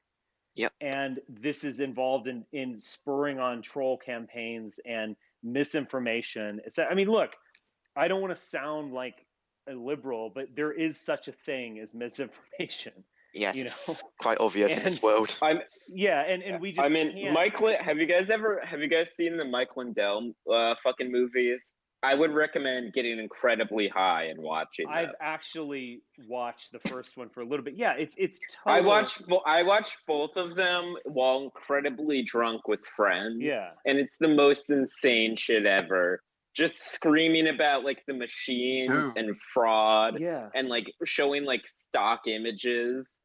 Showing stock images of like communist China, and then what did he do one day? And he's like, there's literally a photo, and he showed like it was like the Matrix. It was like green. Wait, numbers. But if anything, the perfect example of I think what happens, because I think Mike Lindell is retarded enough to like actually believe this shit.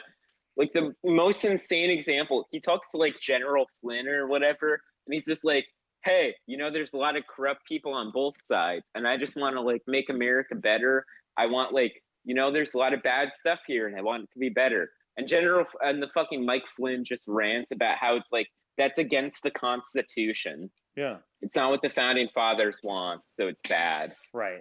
And so I think I don't think there's a master plan, nor do I, of course, think that Trump is a Manchurian candidate.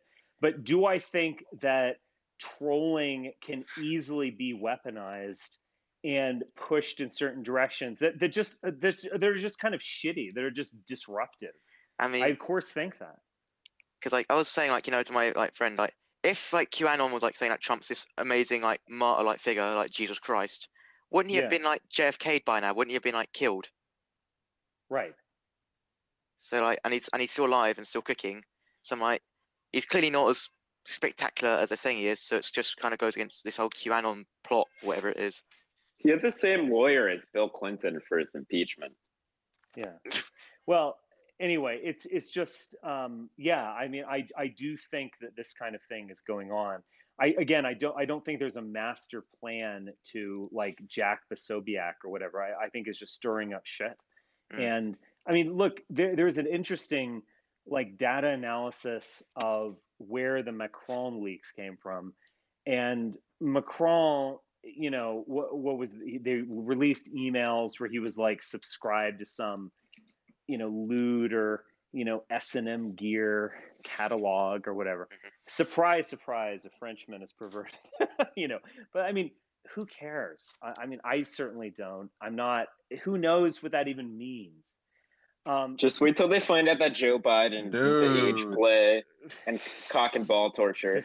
Well, so that was posted by what basically this data scientist thinks is Weave on 4chan, and then it was immediately downloaded by Sobiak, and he was the first one to tweet out that Macron leaks hashtag, and then it did go viral in the 48 hours before the election.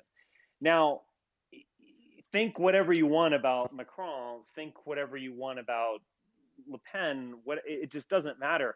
I don't think there's some master plan other than stirring up shit and just kind of engaging in these salacious attacks similar to Pizzagate or the what is it? What was the spirit cooking and all this stuff that we've seen over the past 4 years? It's just you guys trigger people on some visceral level. It's basically divide and conquer. Basically, they're just trying to like stir up shit. People claim like, and then like, oh shit, and it like triggers like. There's a picture of like someone listening to Nevermind by Nirvana, and they're like, this guy's a pedophile. He's posting child porn. Oh right, I remember. Yeah, but like I saw that controversy. But yeah, it's like that kind of stuff. But also like, and I'm not sure it can work.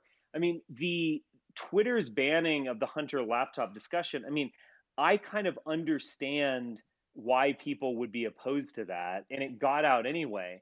But I think there are ways that the establishment can kind of counteract this. And then it also, there's a kind of numbing effect where it's like people were showing off Hunter Biden's laptop and the public is just so like inured to this that we're just like, we don't care. Yeah, he had a totally like fail son ne'er-do-well who's banging prostitutes in Thailand. Like, what else is new? You know, and it's just a kind of I think there's a kind of limit to which that kind of stuff can work. But you know, do I believe that kind of stuff was coordinated and promoted by state actors? I'm inclined to believe that. It's kind of like that didn't just come out of nowhere. That laptop thing. I think that was most likely acquired in some way through espionage. And it was promoted in a way. And again, it's like, have things really gotten a whole lot better for Russia and Putin? You know, has the American public awakened and they want to unite with Russia or whatever? I mean, I don't buy any of this. I think it's a bunch of shit stirring and it goes nowhere and it's just totally disruptive and it just unproductive. Two last things that I'm just going to set in mute. Literally, you see that exactly with forget the freak that like Putin arrested that was like a liberal running against him. Yeah. But he got like 5% of the vote. And we've been screaming about like how he's like the most popular person in Russia for like, I mean, we largely stopped talking about it, but for like months. Yeah. And then second thing, fuck. Yo. Literally just. Why don't we let Luke speak for a while? Yeah, let's let Luke speak. Go ahead. Hey, Richard. I'm a big fan of yours. Been following you for a couple of years, so it's nice to actually. Yes, sir. Yeah, nice to speak with you. So you mentioned earlier that, which I completely agree with, that the world and many countries in the world, like Russia, China, and Hungary, even though they're opposed to this U.S. Neoliberalism, at least for political reasons, they lack will of their own. They still are kind of trapped in this nihilism, right? Where do you think it could be a region, a country, or possibly even a class of people? Where do you think in the world poses the best grounds for a renewed kind of will to power, a renewed life? Well, I think that's going to come from us. And I think that's the only place where it can come from.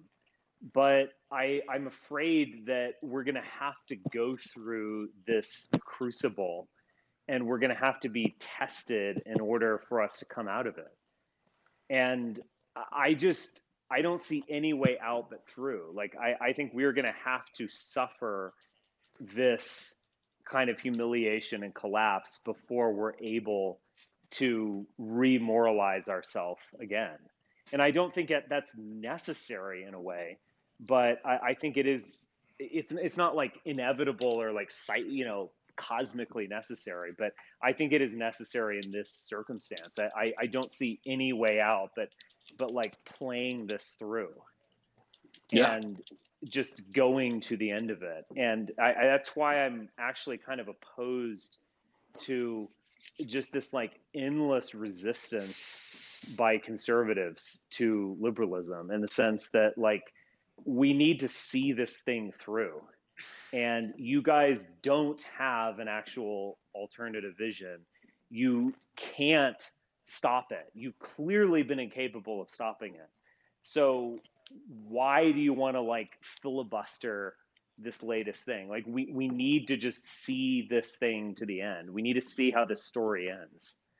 And that's a kind of provocative position, and it's probably one that's going to be very like unpopular on the right, but I just don't think, like, I don't want to be in a situation where we're these like naysaying libertarians constantly yelling no at the world.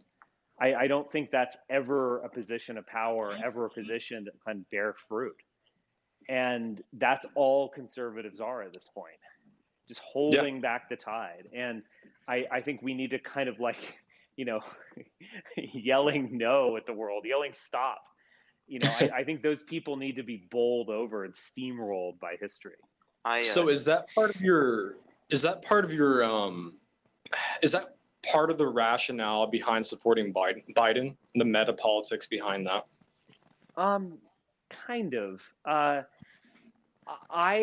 mean, in some ways it was purely pragmatic. I mean, I do think that liberals actually get things done, and conservatives are just totally incapable of like basic governing. But on another level, it's like this Trump, like we all saw him as a chaos candidate, as a force of change, dramatic change. And we, at least I and a lot of us, recognize the emptiness of that. And, why fool ourselves? Like it didn't. I thought this was going to change everything. It changed nothing. And so why are we going to pretend? Why don't we just have like a geriatric centrist govern us? Why have this toxic false hope about, reviving the American nation, when instead we can just kind of like get through this?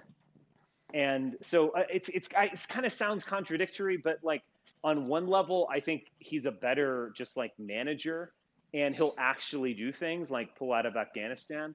But on another level, I do think that we just need to like let these forces go through and just stop this endless resisting. Yeah, great. And just one last question, if I may. Sure. So what do you think of groups? So I used to be involved with groups such as New Frontier, which is headed by CT. I don't know if you're familiar with CT, Culture Thug. I'm not familiar. Oh, yeah. I'm familiar with him. Yeah. Yeah, yes, sir. So, the idea of groups doing on the ground activism, running in local elections. Yeah, what is your opinion on that, and B, what is your opinion on I guess fascistic ideologies? Well, I mean, I just can't. He's not legally allowed to give an answer. Oh, okay. It's not about that. I mean, I just can't support activism at this point. I just can't get my mind around, not for like moral or legal reasons, just I just can't see how it can be effective. And so I just don't like, I don't know. You see the Proud Boys and it's just like, oh, great. You went and got into a fight with Antifa in the middle of Portland. Like, congratulations. You know, To be when fair, that is a that group occur? of like 300 guys. Yeah. I mean, look, it is what it is. I just don't see it as accomplishing really anything. And it's going to definitely, like, you can get away with that once or twice. It definitely leads to kind of personal destruction after a while. And I don't see it as anything. I mean, running for local office, I mean, I don't know. I just do it if you want. It's just not something that I see as very productive. And I've just kind of heard all of this for like years about how you need to like run for sheriff and then something happens and we win. I just don't buy any of it. Yeah. Chris Hedges, who's very, very mixed, has a good book on like stuff tangential to that, where he just talks about how electoralism is dead and how everyone on the right is insane or just incredibly depressed. Trying to find the name. Death of the Liberal Class. It's goated. Okay. Yeah. Well, I appreciate the time. One of his less annoying books. Yeah, but in terms of I don't know, ideology, I think we need to be actively engaged in constructing something new. Yeah. Exactly. I think what was behind New Frontier was, I mean, yeah, they are fascist, but it's not fascist in a strict. It doesn't have to be It doesn't have to be copy and paste Giovanni Gentile. The idea of New Frontier was you use nationalistic fascist ideology as a base, but you construct something organic that's organic to the nation, its principles and its values from that perspective. But that was certainly New Frontier's philosophy, which regardless if you call it fascist, not fascist, I do think that I think that I very much agree with you that there needs to be a force of will, something that not only is a will to power, but I think you said this, something that believes in its own right to triumph, right? Yeah. Like it believes in its own moral axioms. Like truly, it doesn't believe it in a utilitarian sense.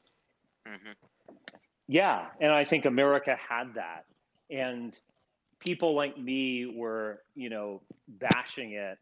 Of the Bush era, we hated it all, we were against it, but I think now I can look back and kind of recognize that I do think all of the foreign policy was misguided, but there was just some kind of moral weight where America had a sense of destiny in that period, and I think now it has no sense of destiny, and even just nationalism now is just like it's just very, very hollow at this point. Like, what is America First nationalism? Like, who is that guy wearing the sunglasses? Like, gays back in the closet, women back in the kitchen. Yeah, literally, it's a guy with Chinese sunglasses. Right. And you're right about the Bush era.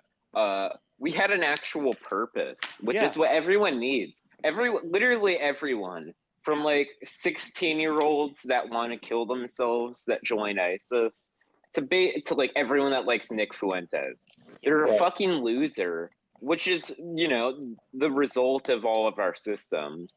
But they just need something that makes it fucking make sense. Yeah, I know it's so basic. I know it's so basic, and I know this is like a take that's repeated 80 million times at this point, but that's what makes the Taliban so based. Right, that's what makes the Taliban. Literally, they're the fucking pragmatic people in this situation. They offered us Bin Laden to not have us invade. Well, it's not just pragmatism. It's the fact that and I'm not saying we should mimic this because I do think they are extremely barbaric. But yeah, they do believe in their own moral authority. And they have a vision of the world that's organic to their national culture, and that's fucking admirable. Literally, no. The Taliban has grown from like 5,000 to like 80,000 people since we invaded too. Mhm. Like us drone striking everyone's house surprisingly made them a lot more popular. And yeah, they're the only people with anything slightly like America before we invaded. They have a slightly redeemable version and worldview of politics, Right. which Well, we just I guess completely lack. you also need to have a certain insight, maybe coming from the law of Manu, that you don't want to give potential enemies or direct enemies a moralizing outlook. I mean, it's kind of totally. why I oppose all of this kind of like universal nationalism kind of nonsense of like everyone will be nationalists and we'll all be happy or whatever. I think there kind of should be different religious systems for different people, and some people should be given the law of Manu and others not. Like I think some people should be given a demoralizing, kind of life denying, almost kind of Totally. Christian And outlook. I think even that is it has its own schisms because there's a lot of horrifying Christian like denominations that I'm sorry, I would prefer a ton of Eastern or like Islamic like religions over. And Richard, that was part of your support, if I do remember right, a couple of years ago for empire, right? Like not necessarily American empire, but just the idea of empire itself, right? Yeah, I mean that's there's many different reasons why I support that, but yes, I mean I just don't think we can get away from that at this point, and just talking about like wanting to have a little Hungary somewhere, I just think is kind of fantastical. Yeah, I agree. Yeah, me too. All right, gents. Good talk. Wait, I hate to ask. Real quick, last question. Okay. I have to ask. The Dinesh D'Souza interview is one of the funniest things I've ever seen, and I have to ask, what was that fucking psycho like? He was a nice guy. Okay, so 5%. I'd imagine he was. Hold on, real quick. But he's also a complete weirdo, and that's why he's awesome. He is. I'll let Cloyd and 5% get their piece in. I see you guys. Yeah, you know, I really, personally speaking, I really have nothing bad to say about Dinesh D'Souza, because he flew me out there. He treated me very nicely. I met his wife, who was very nice woman. Like everyone was fine.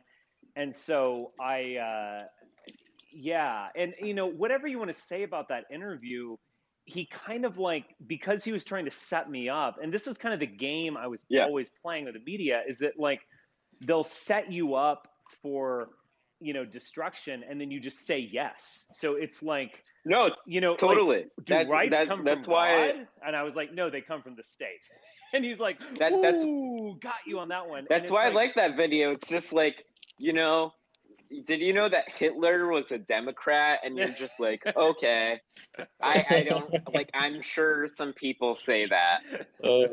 This is just comedy. Just saying, it's comedy. Yeah.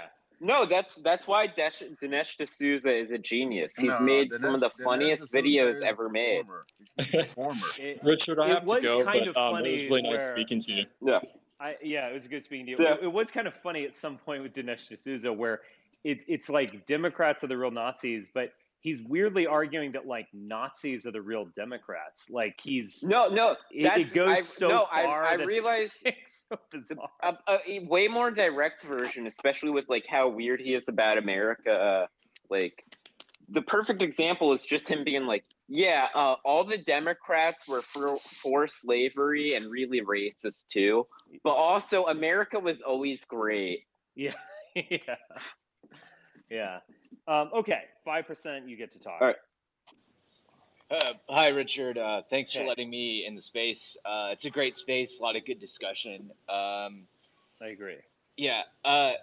So I want to circle back because someone mentioned that they doubt that that China has like an inspiring grand vision, but China, they emphasize like technology and development and like even like global like proletarian brotherhood, and that vision is really inspiring though. Like how like building supercomputers and high-speed rail and helping other countries develop, like the other global South countries.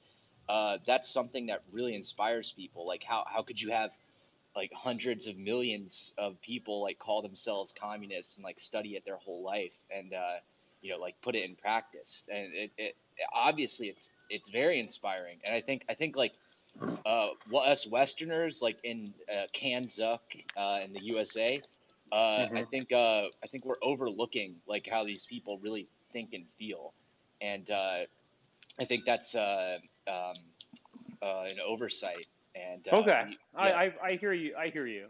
Not convinced. I agree. I but just hear you. want to say real quick, 1/10 of China is like part of the CPC. It's like not really. Well, that's a lot bigger than American politics. Like 1/10. Not really. No, 1/10. I mean, 1/10. like on a bad year, 50% of Americans vote, or Well, like 40. No, Communist More Party than members 1/10. don't. Communist Party members, they don't just vote. They're part of a party. It's like it's continuous. It's ongoing. It's engaged. But in America, like how much of Americans are elected politicians? A tiny percentage. So if you have I don't know if having more politicians would fix America. 56% of Americans. These aren't. I get your point about China having a decent alternative model. I'm just saying it's not exactly some grand utopia. Yeah. Of course, it's not. It's not a utopia. But I'm saying that all those people engaged in politics, for one, the Communist Party is selective. It's not like America. You can't just like register to be a Democrat or Republican. It's highly selective, and it's also representative. But say they have like recruitment things in schools. Well, yeah, I hate to say. Yeah, they're trying to recruit like top talent, basically, and but it's a much bigger portion of their population being involved in politics than ours. Like, what portion of America's population are elected politicians? I could see that. Okay. No, I'm sure they're Enough more China politically spurting. engaged too. Cloyd again. Oh, I wasn't raising my hand earlier. I just had some like waving goodbye emotion. Oh, waving goodbye. Okay. Can I ask a question real quick? Last one. Absolute last one. I was wondering if you and Ed plan on having more guests on the podcast. Yeah, we probably should, although I don't know who I want to invite on. You got to bring Molly Klein on. She's got to spit some truth. Who's Molly Klein? Red Kahina. She's most popular for dressing like a person from 1850 and screaming at some conference. Yeah, she thinks the COVID vaccine is like a genocide. Okay, but she's like a Stalinist. Okay, no, I'm just kind of, I don't know, I'm kind of black-pilled on the movement. There are very few people who I really want to talk to. Yeah, I understand. It's just kind of like I would rather get my thoughts out there. This sounds totally self-centered, but I just, I kind of bounce things off Ed and we work together. But I don't know. It's like these are good things because you guys who are anonymous can kind of jump in and we can have a conversation. But like, I don't know. I'm kind of bored with the movement. And you just gotta do you write what you want, man. Exactly. Talk about what you want. Exactly. That's kind of what I'm doing these days. But yeah, and once we get the book out, Mark and I will do some more movie stuff, and I like doing those. And I think Mark and I have a good rapport as well. Very different one. So I don't know. I'm kind of I want my circle to be very, very small. Yeah, that's what I discovered because having large circles, a lot of snakes in the grass. Anyway, gents, I will talk to you soon. Yes, same, man. Great talking to you. Nice. Take care. Stay safe. Stay safe. You too.